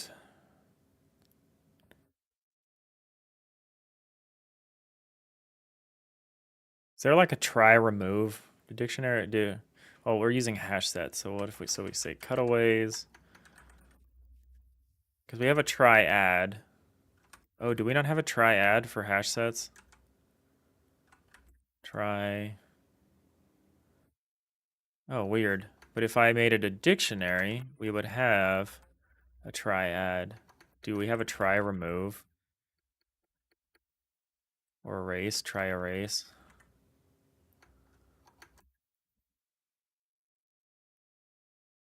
What happened to erase? Oh, is it just called remove? But it's not a try, it's just like succeed. So I need to do a check.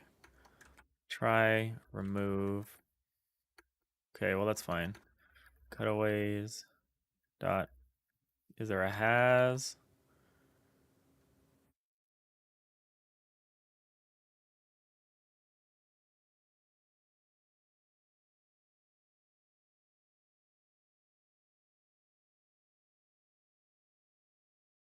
We do a contains check. So we basically do a contains check. And then we do an add or a remove. Okay, we can do that. So when and how and where do we do that? We want to do that after the hull checks, but before we do, because we could skip this whole source ID Atlas coord stuff. We could skip this whole thing for the given key if the key exists in the cutaways thing. So we want to do it. We want to do hull calculation for all tiles, whether or not they're being cut away, because that matters. So we can do this first. Then we can do. So this is more of a second pass. So this is going to be a second pass to determine what, if any, tiles are to be cut away.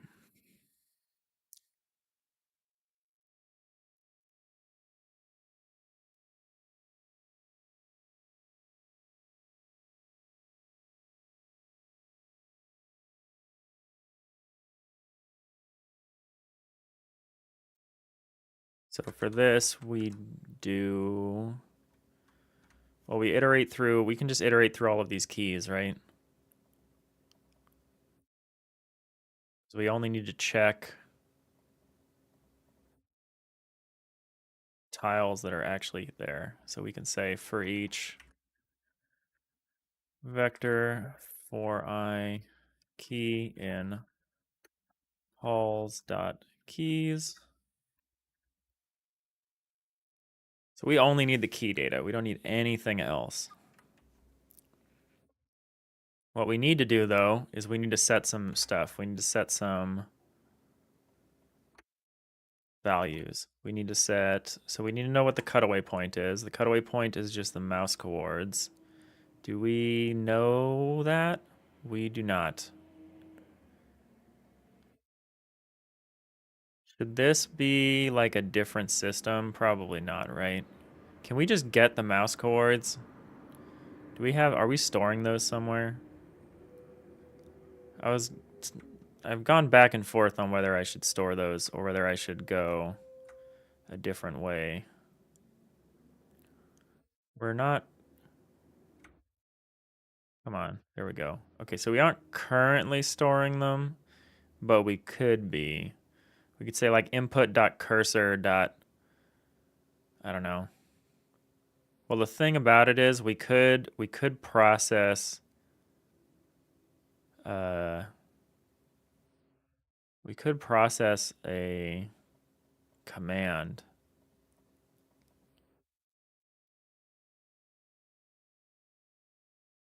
Or we could rely on someone else to do it.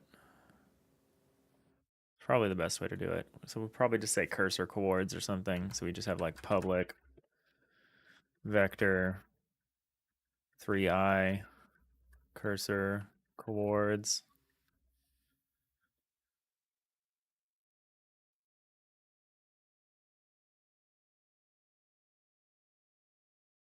Have somebody set this each frame. Who would set it?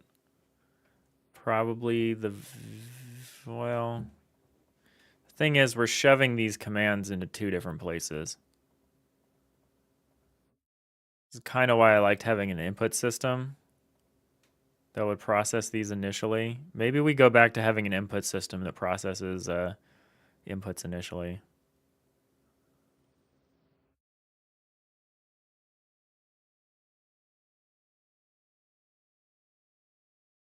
Because right now we have kind of an awkward system where, I mean, it's not awkward, it's fine, but we have an input handler and we route input to different directions, to different places depending on the game state. So like a mouse hovering, in the edit state, it goes to the edit system. But if we're in a play state, it'll go to the view system. I don't have that set up because we are only ever in an edit state at this point. So since we're only at an edit state at this point, I guess it's fine if the cursor gets set by the edit system. We could try to future-proof it to some extent, but that's not what we're going to do. So that's going to be passed to the tools system. The tools system runs before the tile system, which is important. So the tool system, if it encounters a hover, so we read out the coords. We should also just say game.input.cursor coords equals coords. That's like a bit of we're kind of just hacking it in here. But that makes it possible for someone else to process these. Actually, we can do that at the end, can't we? We can do that like down here. That way a later system can use those coords. We probably want to do that a different way eventually, but for now that'll work.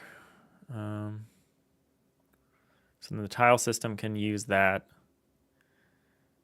because we can't just pull the mouse because we're actually translating the local coordinates to tile map coordinates for the layer that we're currently on.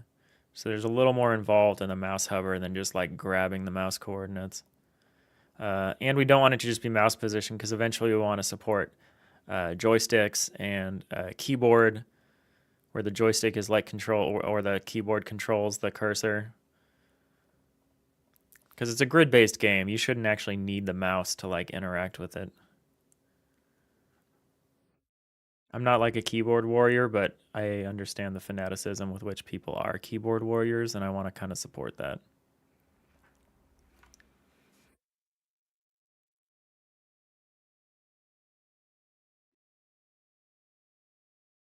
I'm like a, I only really understand the GUI. Just give me a good GUI.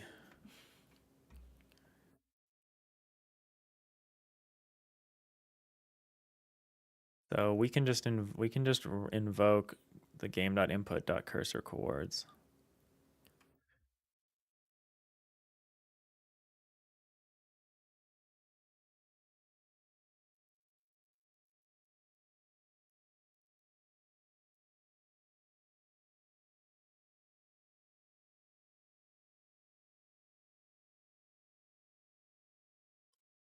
We need more than just the cursor coords, don't we? Or do we? No, because we actually just want the key XYZ. We don't actually want to know about layer. Well, we kind of want to know about layer information.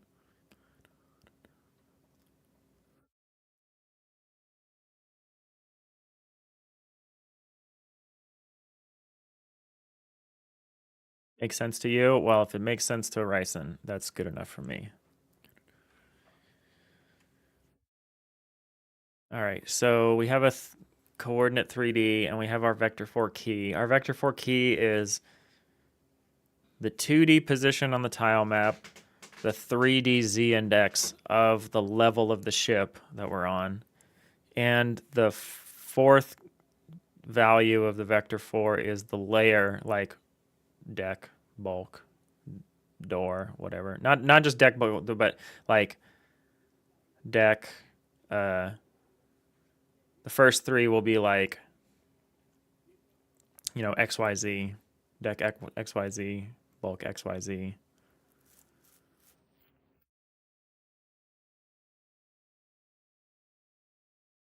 We could do some interesting stuff with that. So, like, for a door, if we cut away a door, we could replace the door with like a flat texture outline thing that just shows up on the bottom and shows how like open the door is or something. We could do some fun stuff with this through substitution based on membership in the cutaway hash set. But the problem is we were using.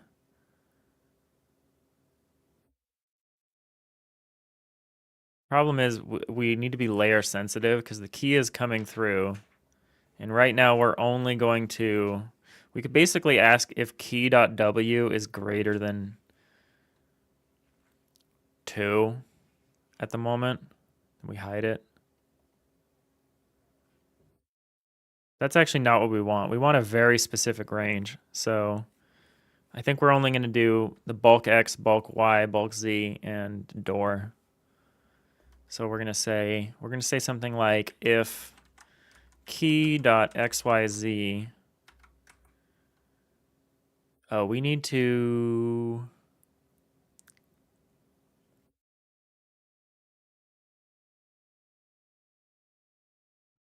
We need to do something a little more specific. So what we did here, somewhere here, here, question mark? Where did we do this? Oh, here. Here we would check to see, not here? Layer.cutaway tiles. Yeah, that's just where I was. Ah, here we go. So we'd say, well, check if X is greater than the starting point. Yep. Yep. Yep, that's right. Y is greater than the starting point. And then Z, we're going to check to see if Z is the same.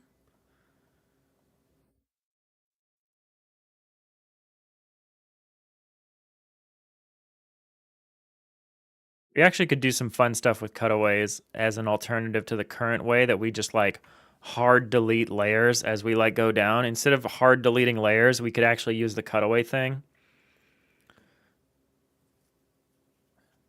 I like that. That's actually really good. Let's do that. We're gonna set that up.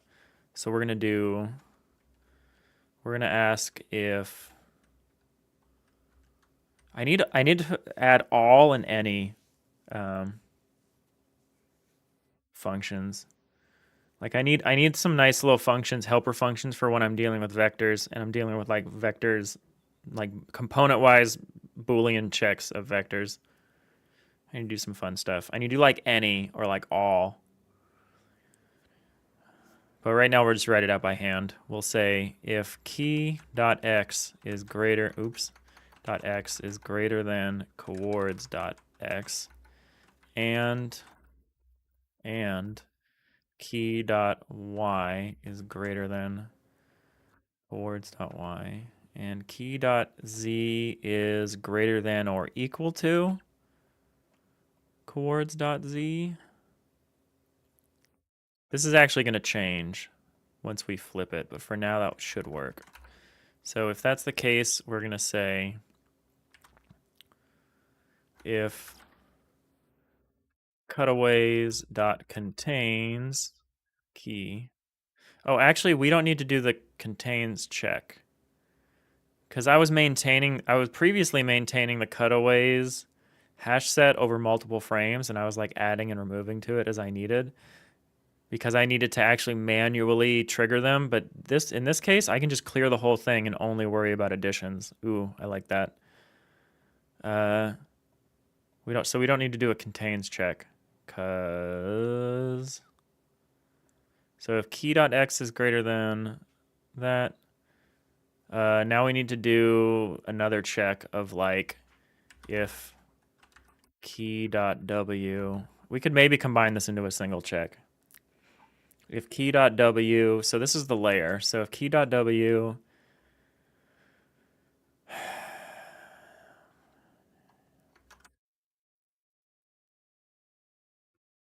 now we're checking the layer.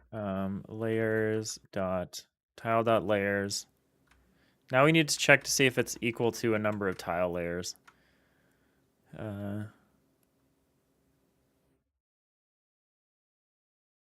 Bulk x.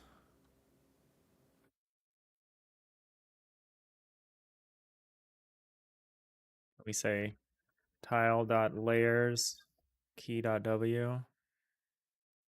So if these layers match, I want to add like a has or like like overlaps or something. I want to do something simpler for this, but for now we're just going to do it the simple way, which is let's convert the other way. Let's cast the enum to an int.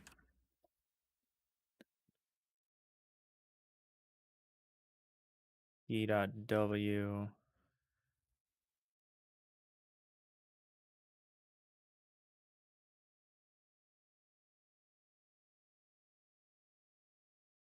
Curious to see about that, what that logical pattern is about.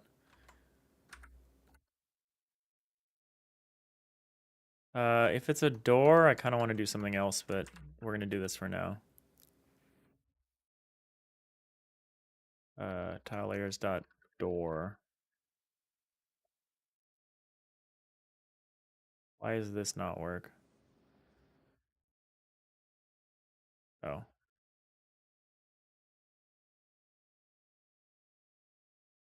So is there something else you feel like you could do? Merge into a pattern. Oh, I can use is. I can use this is thing. I don't have to be doing.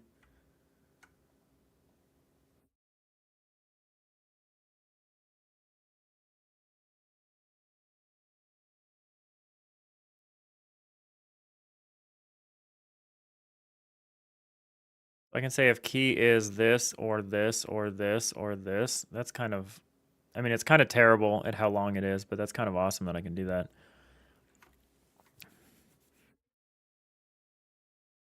We can reduce the nesting by inverting this. Thank you for reminding me. So first we're going to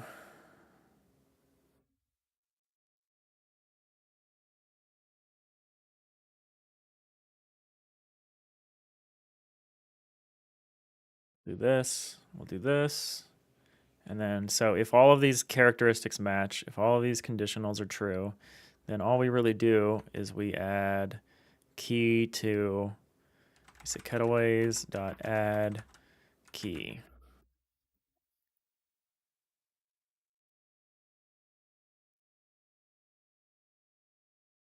Wonder how you do is not.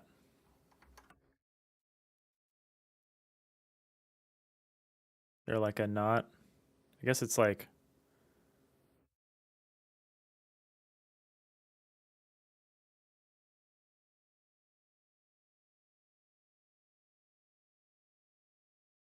this is fine to do it this way. This is probably shorter than saying not, adding not to everything. I do love the plain English semantics of this sort of thing. I do like this. If key.w is, oh, if I can do it this way, I actually want to change the way we do this. I'm so used to having to duplicate the comparison. It's like, is this not this? Or is this not that? Or is this not that? It's nice that they've addressed that to an extent here. So I can do it this. I can turn this into an enum, and I can ask, is this enum any of these? That's nice. Is not, does is not work? I mean, it should. It's more words.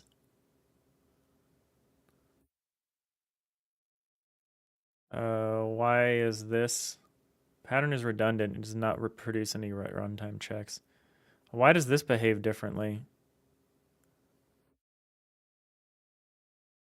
Well, we can't exactly define it by not when we're talking about this. I mean, we can, but like, this is better.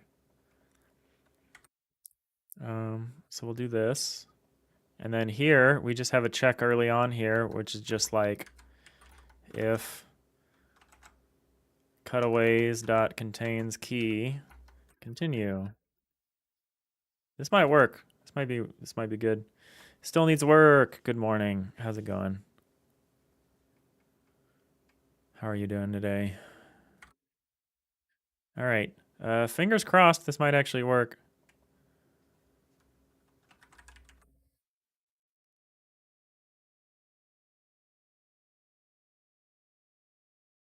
Why do I say first pass?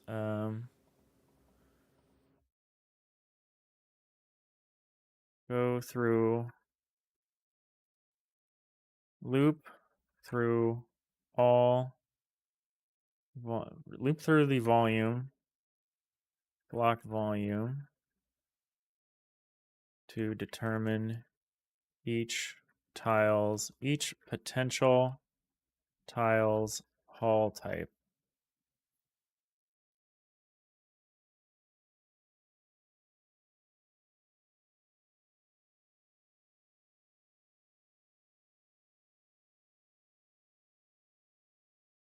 We'll call this a first pass through the hull keys to determine what, if any, tiles are to be cut away.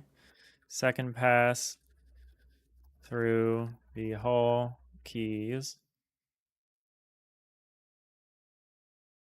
Determine source ID, atlas. Why? Fix typo. The hulls.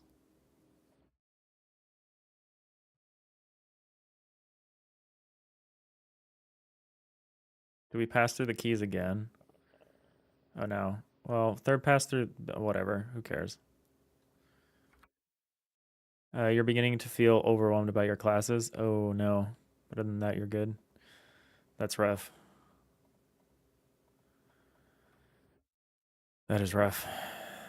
Because it's one of those things, it's like as soon as you start to fall behind, you just fall more behind. It's like a feedback loop. It's like a positive feedback loop that is can be quite devastating. So that's rough. I'm sorry to hear about that. But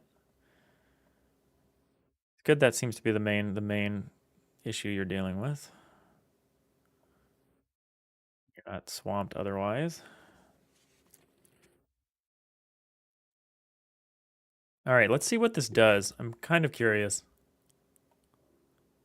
All right, it is being weird. We're being weird. I kind of understand what's happening here. So why does this work? Oh, well, this is a degenerate case. That's why. Let's make a non-degenerate test case. Ryson, you're just looking this up right now because that is a neat feature of C Sharp. Yeah, it is. I like that's one of the things I like about GDScript is some of its more like semantic phrasings of things, where you can. Oh man, this is rough.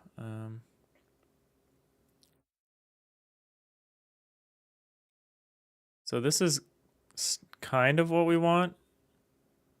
This is close. It's pretty close to what we want. That was pretty easy. What I'm curious about is,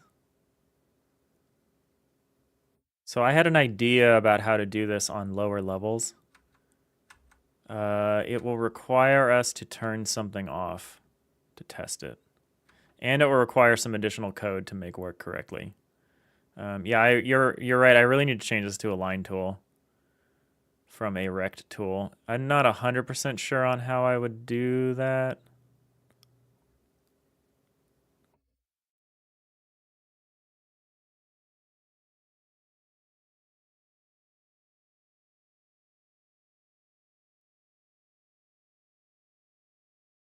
Yeah, we can't test the other aspect of it until I change something here. So I need to change the thing that's hiding the layers. How are we hiding the layers? We're just modulating the whole thing, right? That's how we're doing it. It's probably here in the block volume. We're like modulating the whole layer. Yes, modulate area line layers. Yeah, let's not do that. That's not how you comment something out in GDScript. So let's turn this off just to check something. Crash, okay. Cannot do the run only this scene thing. That's not a good thing. Okay, there we go. So we're going to draw out a floor. We're going to put some walls on it.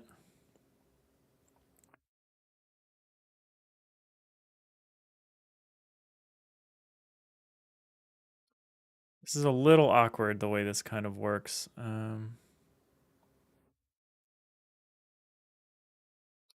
This actually is being more aggressive than it should be. Like, what even is this? What's even happening here?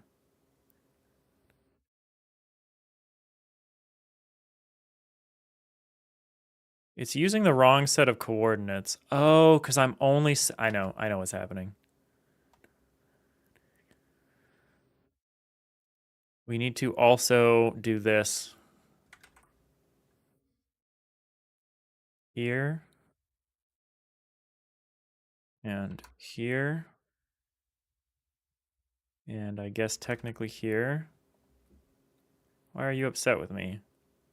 Oh, I can just put this after the switch statement. No, but I can't because coords. Oh, yeah, I can. So we can do that. Oh, right here. There we go.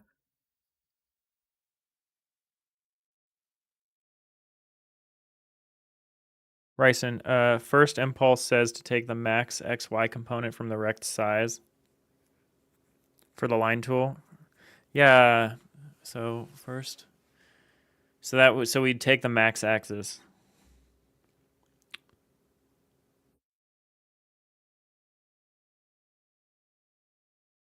Yeah, that would work. That would be pretty easy. That was hard for me to do the previous way I was doing this, but now that we're operating on boundaries, that's actually pretty easy to do.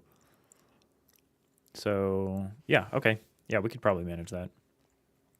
I mean, I don't know what a vertical line is going to look like, but we can make it work. We're going to need to start separating the logic out for the z index or for the z axis as behaving differently than the xy.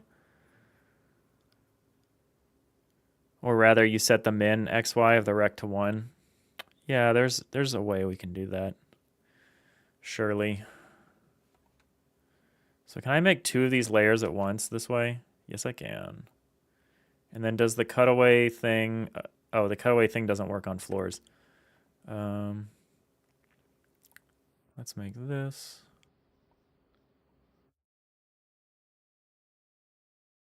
Let's go down one. Make this.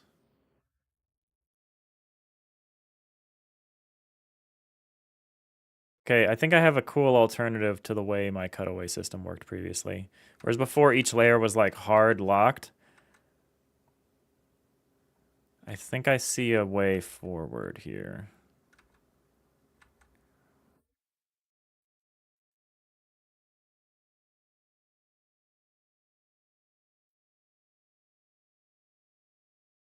We just need to add the floor in a very particular case to the cutaway system. And that'll actually be an improvement over the old cutaway system.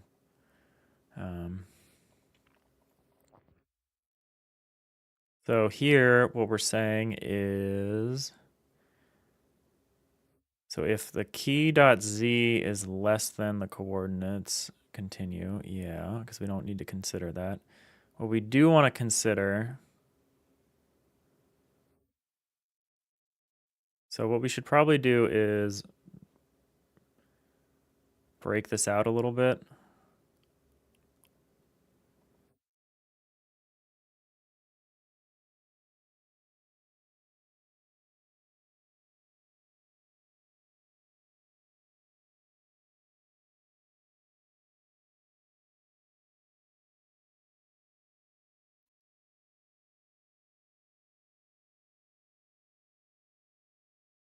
I'm going to say if key.w, no, key.z.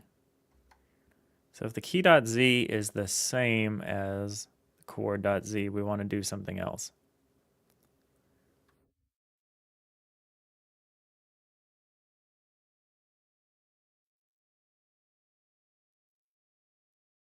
So if this is the same, we want to do a special case.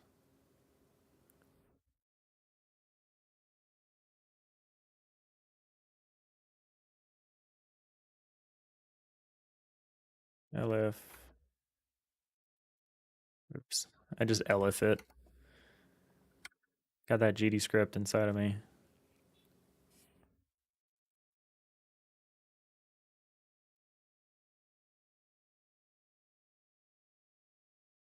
All right. So if the z happens to be exactly the same as the coordinates.z, then what we want to do is we want to do this check.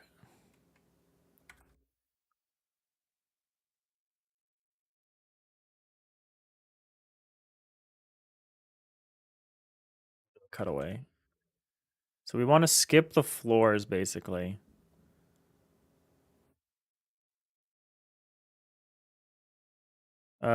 It's probably easier to do this. It's probably easier to do if tile is tile.deck x or deck y or deck z. Let's do this simple thing here and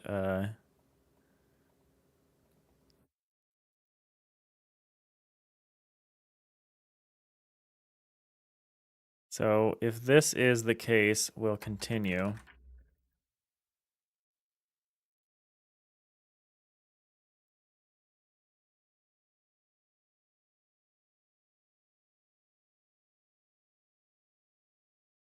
Otherwise, we're going to add. Maybe I bring this down so we can see it a little better. Oh, we can get rid of the door. That helps a lot, actually. With that, I feel like I can actually get rid of the braces here. So if we're dealing with, so if the key.z is the same as the chords.z, so basically if like the layer we're manipulating is the same layer as, well, basically if we're on the layer we're manipulating, ignore the floors. Don't cut away the floors. However, if we're on a layer above, do cut away everything. So we can just say else cutaways.add. So what are you complaining about here? Extract common code. Like what? Oh, yeah, you're right. No, wait. Oh, yeah, that's right. Cool. Oh, red alert. We got a raid. Got a raid from Temptic. Temptic 404. Otterly raid. I can only imagine how vicious, considering how vicious Earth otters are. I wonder how vicious space otters are. It's a thing to keep in mind as we work on this game. Hey everyone, Markazat 99. Thank you for the follow. Appreciate that. Temptic, how's it going? What have you been working on? Alarm Panic. Are you doing any game jams? It's kind of game jam season. XFOF, you have a weird feeling you're a raider. You are indeed. The North Pole Light, how's it going? How's everyone doing? Welcome to my stream, Digital Iliad. We're working on an FTL-like in Godot. We're working on some tile editing tools right now that will let us build these 3D tile constructs of like these 3D extruded ships. So instead of top-down 2D like FTL, Faster Than Light, we're going to do 3D. And so we'll have multiple layers of ship decks. Temptic, after the Tabugi game jam, doing solo, you're not doing another game jam until you find someone who likes to do art. Well, you could, I'm sure that's doable. Yeah, I think my next game jam will either be Ludum Dare 57, if that ends up happening, or the Down to Jam alternative jam, which may or may not be the same time. But I'm nervous and excited for it. I only do a couple jams a year, and I do them solo. So yeah, I feel you. But I'm kind of hankering to get back to art. I haven't gotten to do game art like this in so long. I've been doing programming for like the last 8 or 9 months. Temptic, you tried using OpenStreetMaps in Godot. You found a script in GDScript that works well, but you need it in C# to work with your game project. Ooh. Got to move it over. Got to pay for all those API calls into the Godot engine. You remember the ship game I made? I'm still sitting on like a remastered version of that game that is like 90% done, that I haven't touched since July. I really want to put it out. I'm gonna try to force myself to finish it so I can put it out on like the first anniversary of its like of the jam. Of my doing that jam. That's my dream for that game, for my ship it game. Kev Endo, thank you for the follow. OSM is free. Oh, okay. Just not in C#. When I mean the cost of the API call, I mean like if OpenStreetMaps is talking to like the Godot API all the time. We're kind of weird and we're kind of obsessed on this version in our C# code of like avoiding calling the API, the Godot engine. We kind of do all of our own simulating in C# and then we pass everything back to GDScript that needs to be simulated, that needs to actually be interacting with the engine. We're kind of weird. We're working on a tile visibility cutaway system, so we're gonna. Oops, I'm not gonna do that. We're gonna see if this works. I just wrote some code for it. We're probably gonna get a crash. So what if I do this, and then what if I make a level? Oh, it's working. So now the cutaway works on multiple floors. I have a hard time telling what floor. Okay, so this helps a little. So I can lay out another floor. Then I could start laying out some walls up here. So we got some walls. And then I can go down a layer. Oh, this is a little rough. I maybe want this to be a little more aggressive on the higher levels.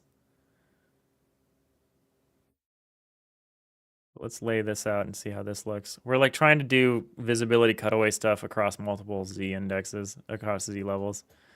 Ooh, that behaves a little weirdly. I really don't like this, whatever's going on here. This actually doesn't make sense. Whatever's happening there. Oh, this is a double thick wall. We need to get rid of that.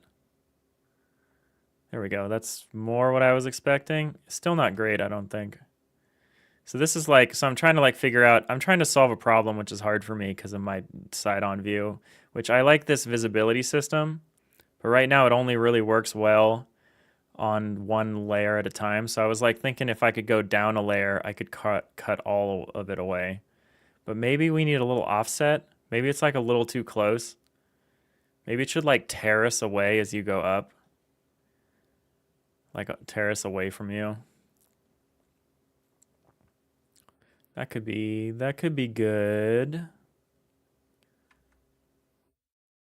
Huh.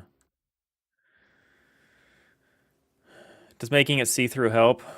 Or will that be even more confusing? I've tried that, making it see-through, like making it semi-transparent, I think is like the worst version of it. We tried that for the doors on the old version. Right, you remember this project? Yeah, same project.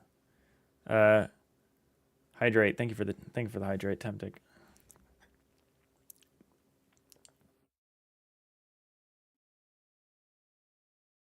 And thank you for the raid. If you need to run, I understand. We're gonna keep working on this. Let's try adding a little terrace to the effect so that it like recedes as it goes up. Let's see if that feels a little less claustrophobic. Because right now the multi-level tile visibility cutaway thing feels claustrophobic. So how would we do that? So if key.x is, so here's the xy, and then we basically say, okay, so we can now,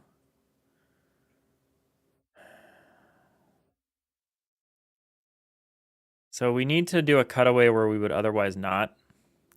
That's a little tricky. Thought you'd probably have tried that. Yeah, I did. North Pole Light. I might reconsider it for some things, like maybe characters, like maybe the little dudes that are running around. Maybe those you still want to see, and maybe those I'll have transparent, semi-transparent. Is the art also all yours, by the way? Yes, it is, and I really want to get back to doing it. We've been only doing back end, like tools and systems programming for like most of last year, and I would really like to get back to doing some art. It's insanely nice. I appreciate that. What it is it's insanely frugal. This is just like my style guide. This is like a concept piece, but like to me, having it be really small really helps. Having it be like really low resolution, like everyone's face is just a 2x2 pixel block. So there's no room for anything. I might be able to add hair to a couple characters maybe at best.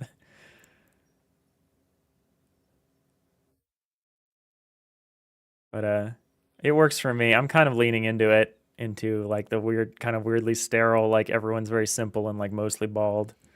I think I'm leaning into like the World of Adina, like the early, like the first book of like World of Adina when Stel and Atan have like no uh, characteristics to them because they're having all this. They're like eating space food and like all of their natural characteristics are like being suppressed.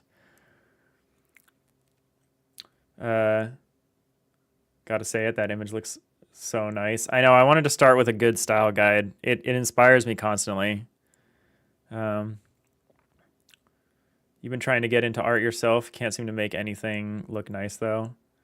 You need to start drawing more. Yeah, I do. I mean, I think this kind of thing, like the further you increase the amount of constraints you have, I think is really helpful. Like this is deeply constrained. And it's really easy for me to tell if like a pixel's in the wrong place because they're so small. So if I like put their shoulder in the wrong spot, it's like really obvious. I don't really need to know much about anatomy. I just need to pick the right pixel. Because these little guys are like 14 pixels tall about when they're standing. And they're only about 8 pixels wide, 6 to 8 pixels wide, depending on what they're doing. Tempted, don't listen to North. She's made a super cute looking robot. In your opinion? Yeah, I'm sure. I mean, I'm trash at art as well. This is really my first undertaking at art beyond just like little game jam doodles. This is my first serious undertaking at pixel art. And I have a lot to learn. I'm a little terrified of getting into lighting.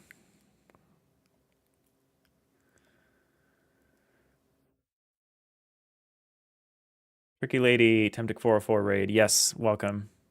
Thanks for hanging out. We're working on an isometric 3D version of FTL faster than light. So we're working on some stuff with that. Okay, so we're evaluating each key. So here's the problem. I need to evaluate the Z key first. Or the Z coordinate first, because if the Z coordinate is earlier or is, excuse me, if we're talking about a layer above us, we want to be more aggressive with the cutaway. So we want it to be like, so the simplest thing to do would be to say if key.z is less than coords.z, continue. So just get that check out of the way.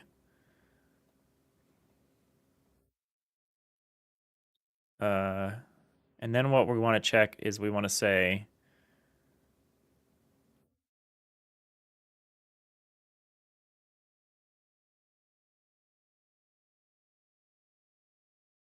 so the other case we have is if, so we have equals, so we have z is less than, z is evaluates to the same, and z is greater than. So let's do key.z. We could do this as a switch statement, I guess, but we're fine for now. Coords.z continue. Dr. Javasaurus, good to see ya. Raid.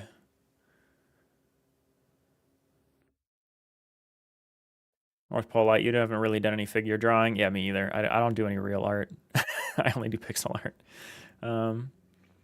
North Pole Light, you don't go for, let's say, the realistic figure art. Yeah, for sure. How's it going? Dr. Javasaurus? My 300th follower. Respect to you, Dr. Javasaurus. You got us to our goal, our follower goal last time.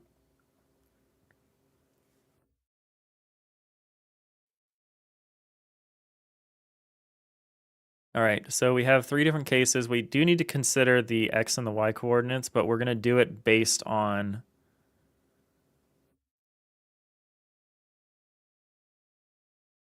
I'm just going to make this horribly gross, and then we can improve the structure of it later. That's really what we've been trying to do with our code lately, is just unroll everything, not worry about repeating ourselves, just like get the logic down in the most simple, robust way, and then work on improving it. So I'm going to try not to think this in advance. We just have 3 cases to consider initially, which is what's the z coordinate? That'll affect the way we do this.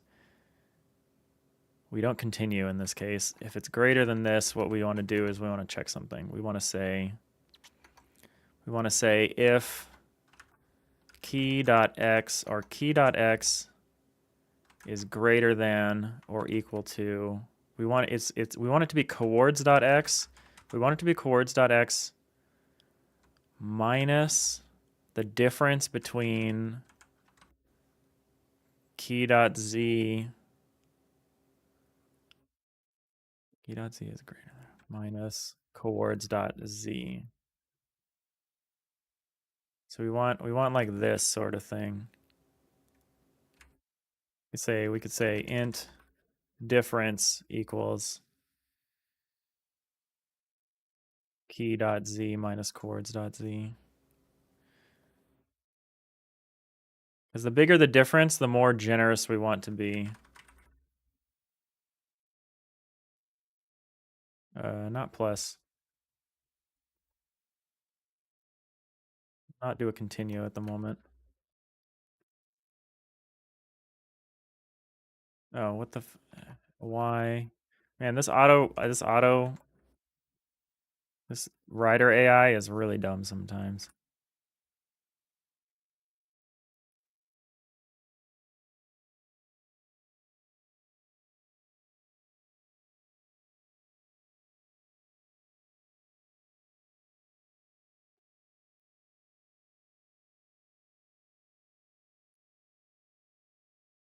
How's everyone else doing? Temptic, I don't think you even told us what you've been working on. Oh, you were talking about no, you were talking about using OpenStreets in Godot or OpenStreetMaps. That's probably what you were doing.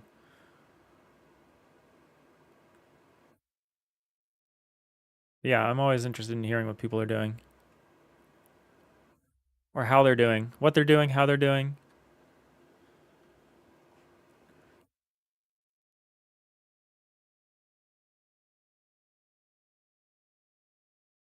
We have a Discord if anyone's interested in sharing a project, sharing project status, what they're working on.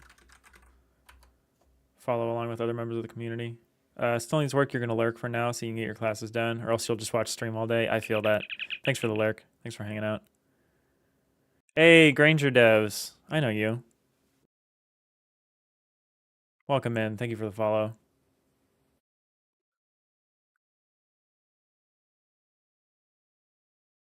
I love seeing all your lurkers, Temptic, like coming in after they realize they're like, this voice doesn't sound right. What's happened? Oh, we've raided.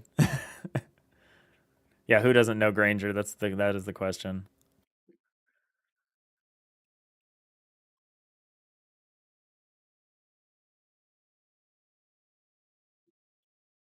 Yeah, it's fun to watch them trickle in after the fact.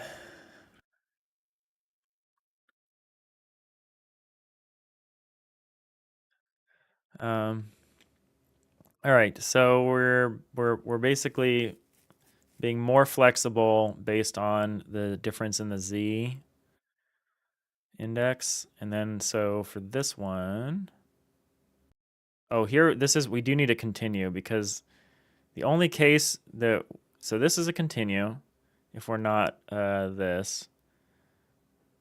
We also want to rephrase this as a continue, so we would say if key x is less than coords minus difference, or key x is less than key y is less than that minus distance. So we continue in this case. I remember what we're doing. I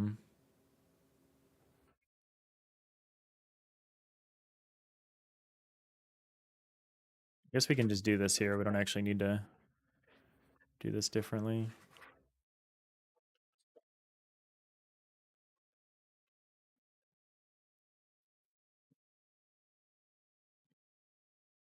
Doesn't actually matter.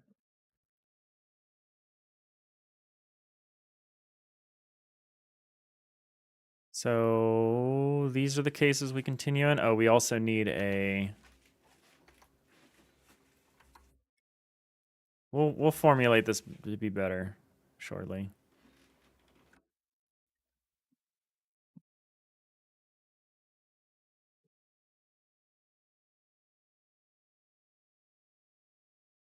Oh, this needs to be an or, not an and now.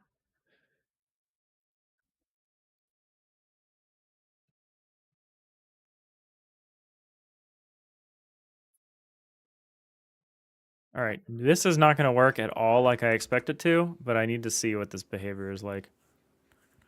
You're going to head out now? No worries. Good time zone. Thanks, Temptic. Ranger, yeah, you were lurking. Just finished the day job. Nice. Enjoy the evening.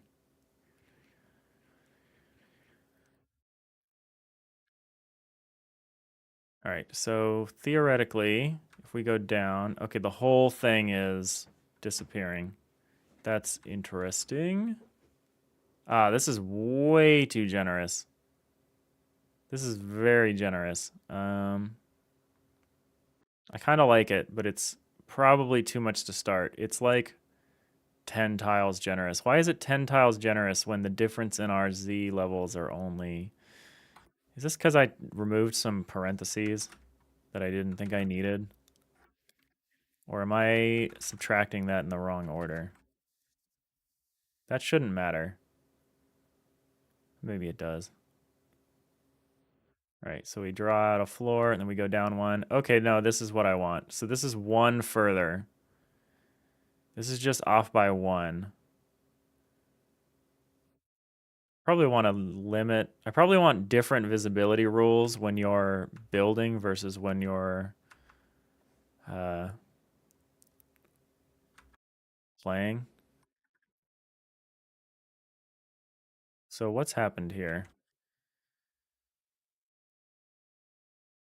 Why is the wall being called in this case?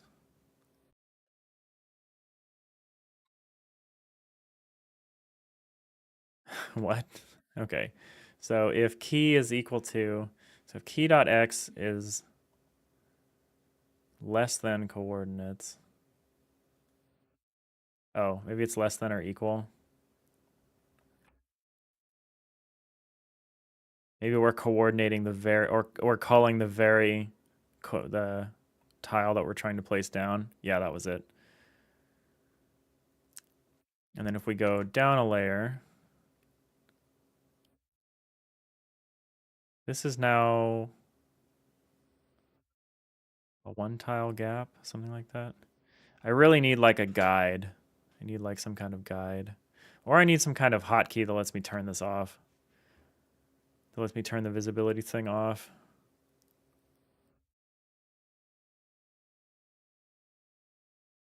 Or I can take advantage of the middle hull stuff because I can tell if two blocks touch because you can see this, the top of this wall block turns dark, which means it detects that there is a tile above it. I could take advantage of that to know where I'm clicking. Oh, Temptic on the way out hit me with a stretch here. All right. Thank you, and have a great evening, Temptic.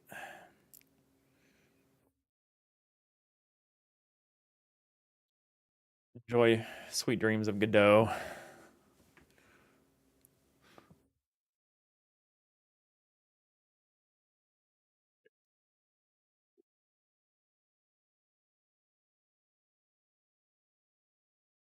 All right, so I can drag this out like this, drag this out like this, a little further, a little further.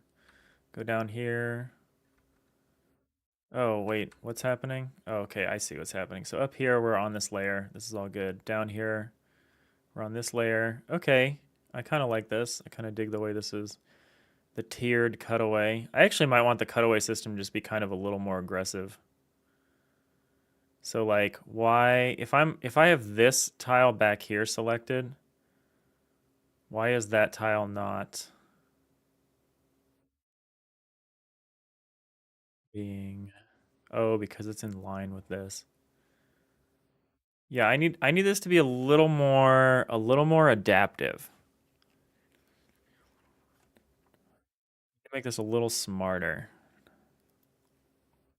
So let's finish drawing out the floor just so I can see what it's like to look into a room. So here's like one room. Yeah, we need to bring the walls back a little faster. And then if we go down another level, I'm really interested to see how the multi-level terracing works. Because visibility is probably like the biggest problem that we have in this game with our side-on perspective. Or not our side-on, but like, our diametric perspective. Kind of our biggest problem. Something like this is probably what I want. Just need to tune it. I need it to be a little more aggressive on the bottom level and maybe a little less aggressive as we go up. Because right now there's a jump of 2 tiles and then it goes to 1. I kind of want just a 1 tile terracing for now. I think that would be good.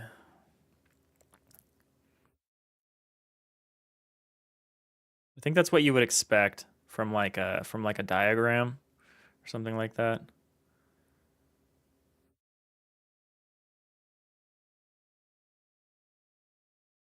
Something like that. It feels very fluid and very responsive though, which is nice. And we're not getting those insane PLM debugger errors getting spammed to the console, which is nice. I say confidently as I try it in here.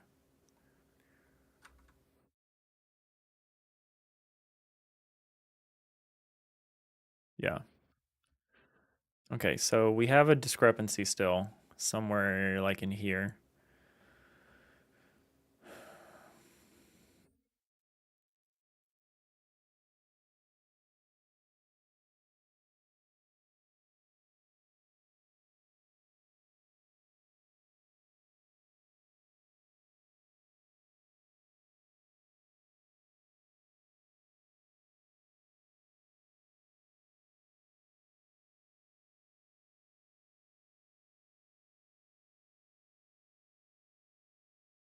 So what if we change this to be less than or equals?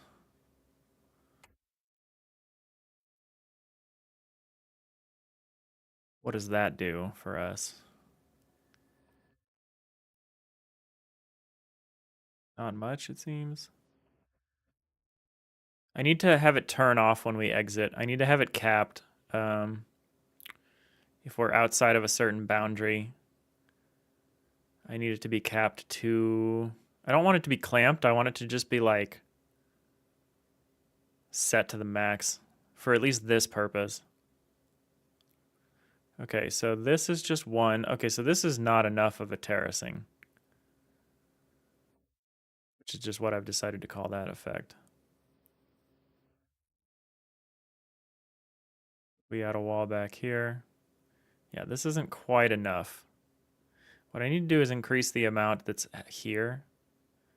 So it needs to be if greater than or equal to. It's really tricky because we need to be careful because we don't want it to overwrite. We don't want to cut away the exact thing that we're trying to place down, but we kind of want to cut away the same area. We want to cut away an equivalent area. So like here's the problem is like we're placing this block down. The block that's exactly adjacent to it, like here, is not being called, and it needs to not be in a sense because if it's called, then so is the thing that we're trying to place down. But I kind of want the walls to be, I kind of want that cutaway to be more aggressive. So I need to figure out how to do that. I need to figure out how to tell the system to do that call, but not call the thing we're trying to place down. And I'm not sure how I'm going to communicate that.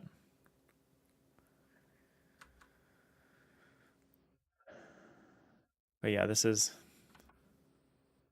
not aggressive enough. So this one, we do go back to just saying less than or greater than.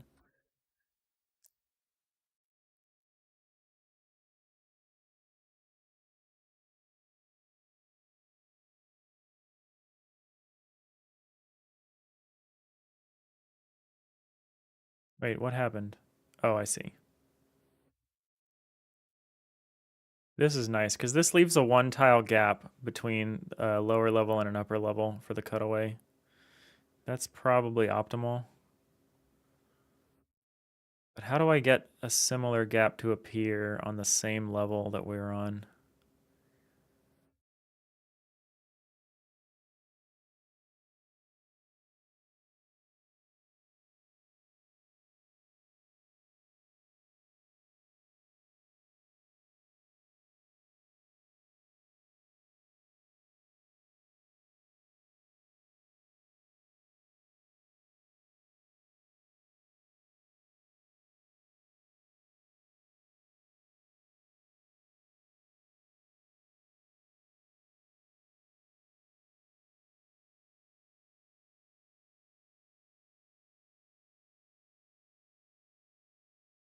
Also, maybe need to do some different outlining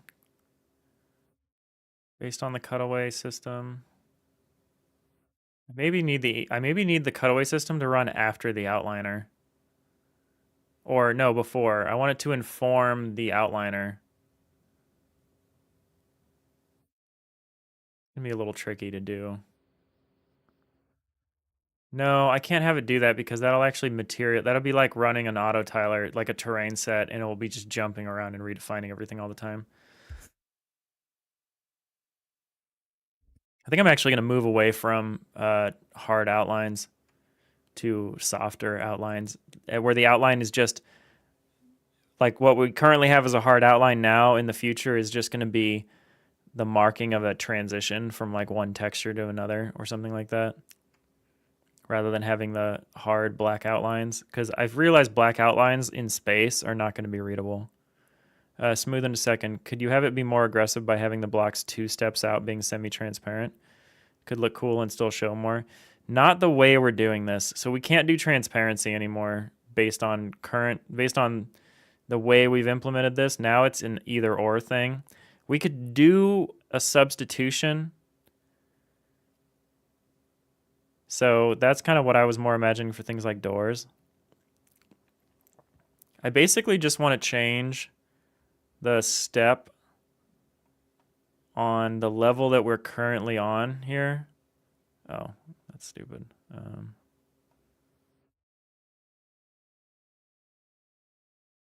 So like I like the upper level steps. So if we keep going, I probably should have picked a bigger building to test this on than this little tiny block thing that I did.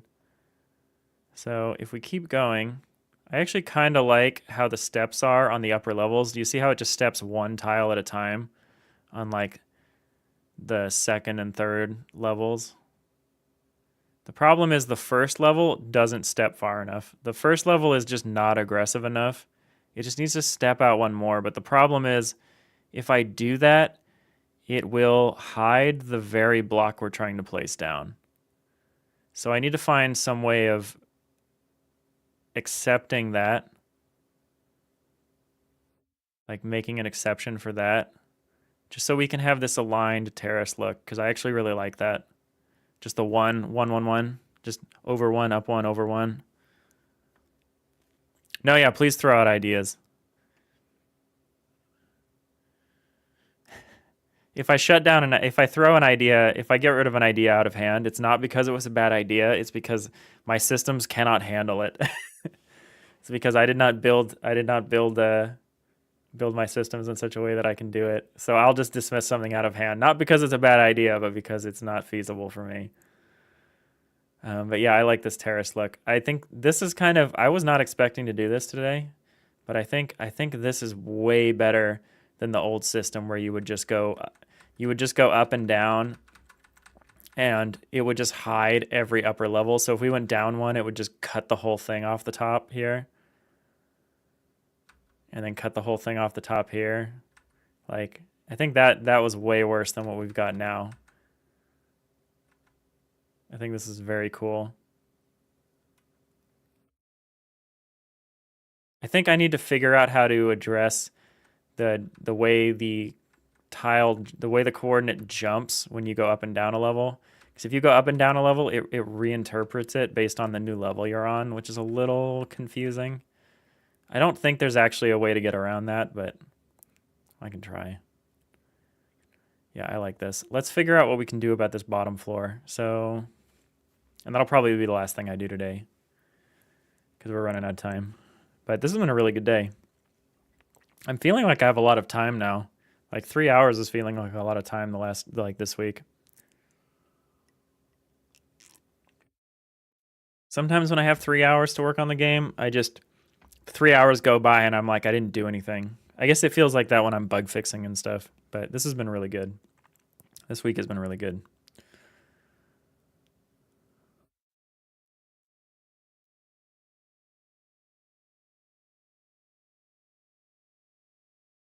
Okay, so here's the thing. Here's the trick. So we have this block here. We are not erasing any block.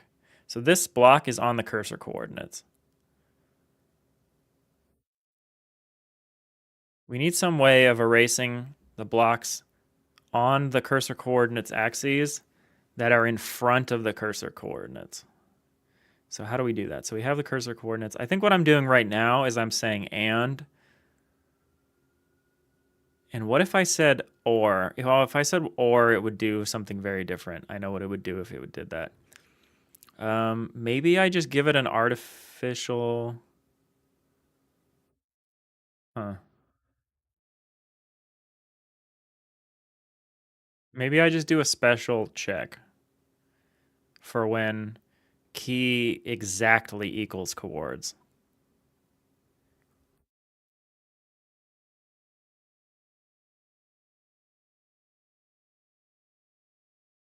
Let's try that. I think I have an idea there. It's gonna look terrible. I mean, it's not gonna look terrible, but the code is gonna be awful. So for z is equal to, so we want it to be on this area. So here, what we want to do is we want to say, so out of hand, if the coordinates are less than or equal than, we want to continue. And that, just so I make sure I'm going in the right direction here. That means that when we, that means that we're culling the very block we're trying to put down, which we don't want to do.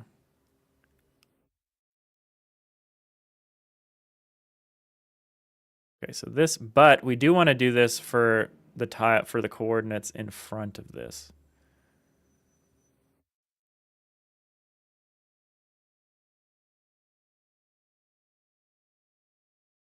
So we just straight up continue. What we want to do is if key dot x is equal to coords dot x, or key dot y is equal to coords dot y, we don't want to continue. We want to do a check. There's a thing we want to do here.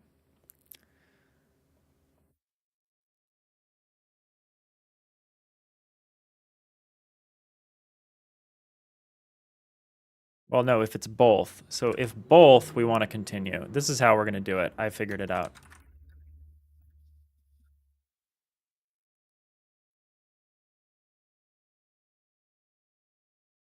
So we just accept the very spot that the coordinates are on. We just create an exception for that. And that should create the effect that we want.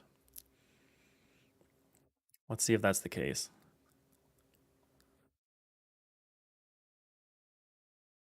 I mean, so far so good.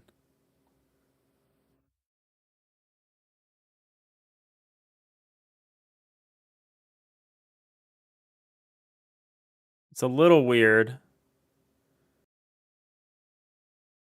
It's a little weird in cases like this.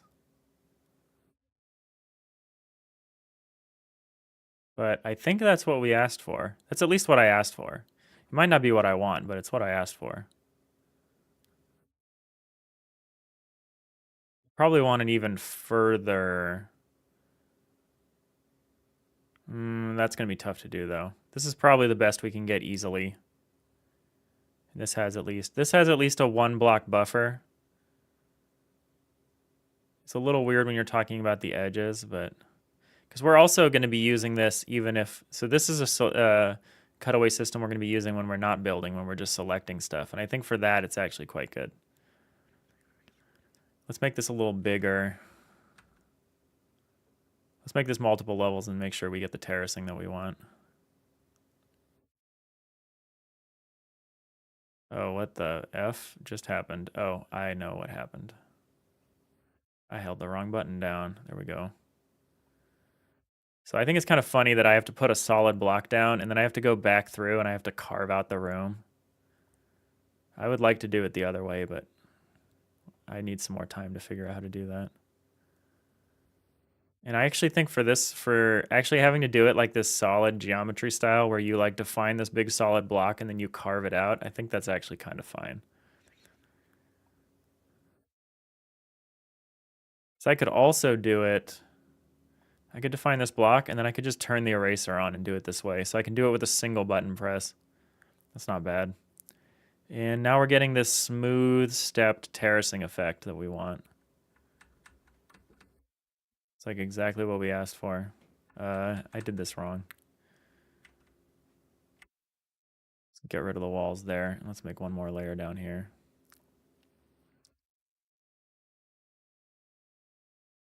It's getting to the point where the tool works and it's going to be enough functionality for me. What I need to do is start increasing the palette brush options so that we can put like sloped blocks and stuff.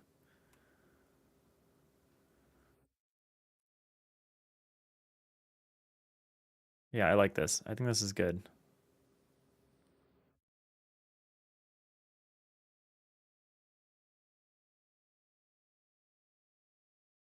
Good night.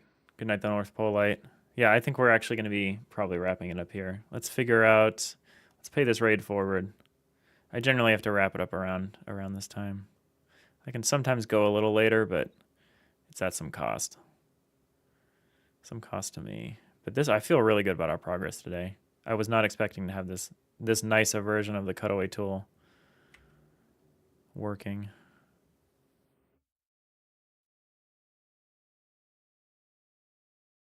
There's just a quick check we need, or there's a, I'll take care of the case of we're outside of the bounds of the tile area later. This feels pretty cool. Your demo just got better, does some new things. Yeah, we're actually starting to surpass the old tile map editor. There's a couple things that can do that we can't do, but that's fine. That is fine. This is all right. This is an all right place to be right now.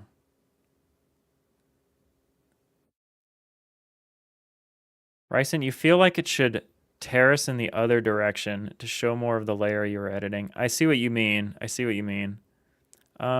Maybe. I think for playing the game, that would actually be better, wouldn't it? So it terraces out.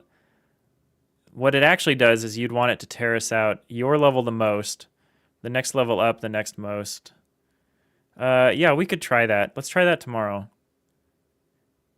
So instead of terracing sloped outwards, it's sloped inwards, which is exactly the opposite of what I just demonstrated on screen with my hand. Because cameras. No, that's a good idea, Ryson. Let's try that tomorrow. Let's try doing the other direction. Because that makes more sense.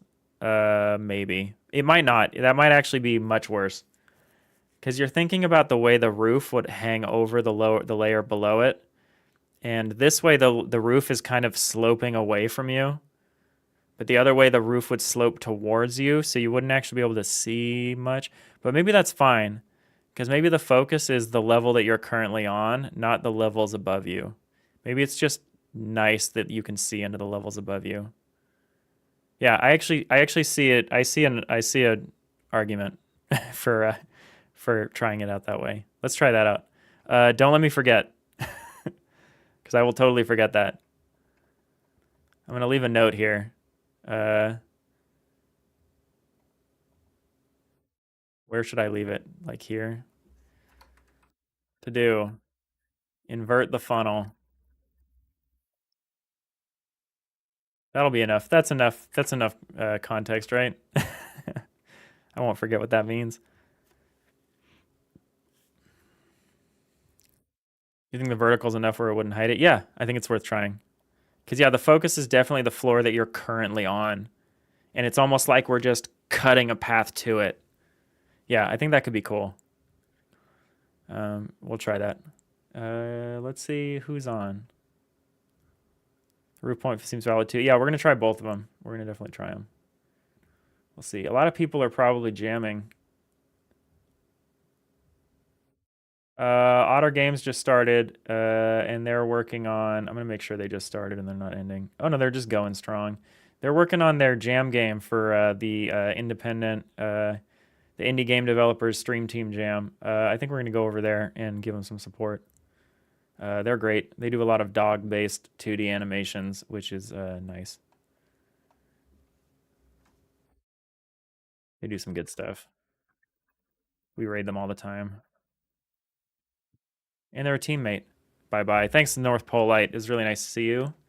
And everyone else that hopped in. The familiar faces, unfamiliar faces. I'm going to play my music as we exit out here. It's looking awesome. Thanks, Ryson. I appreciate that. We do this every day, Tuesday through Saturday. We'll be back tomorrow, same time, same place.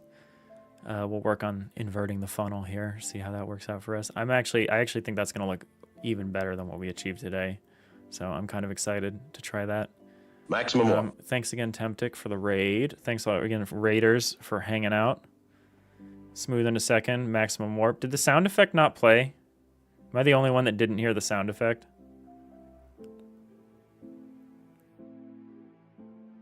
I'm gonna play it again. Concerning.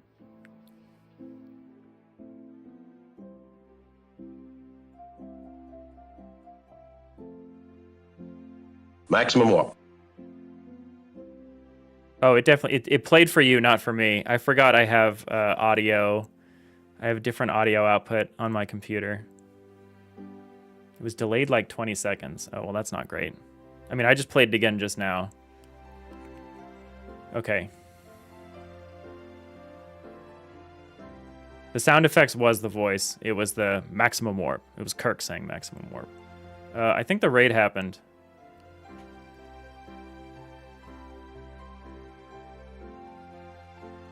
Did the raid happen or did the raid get canceled? Oh no, we did it. All right, bye everyone.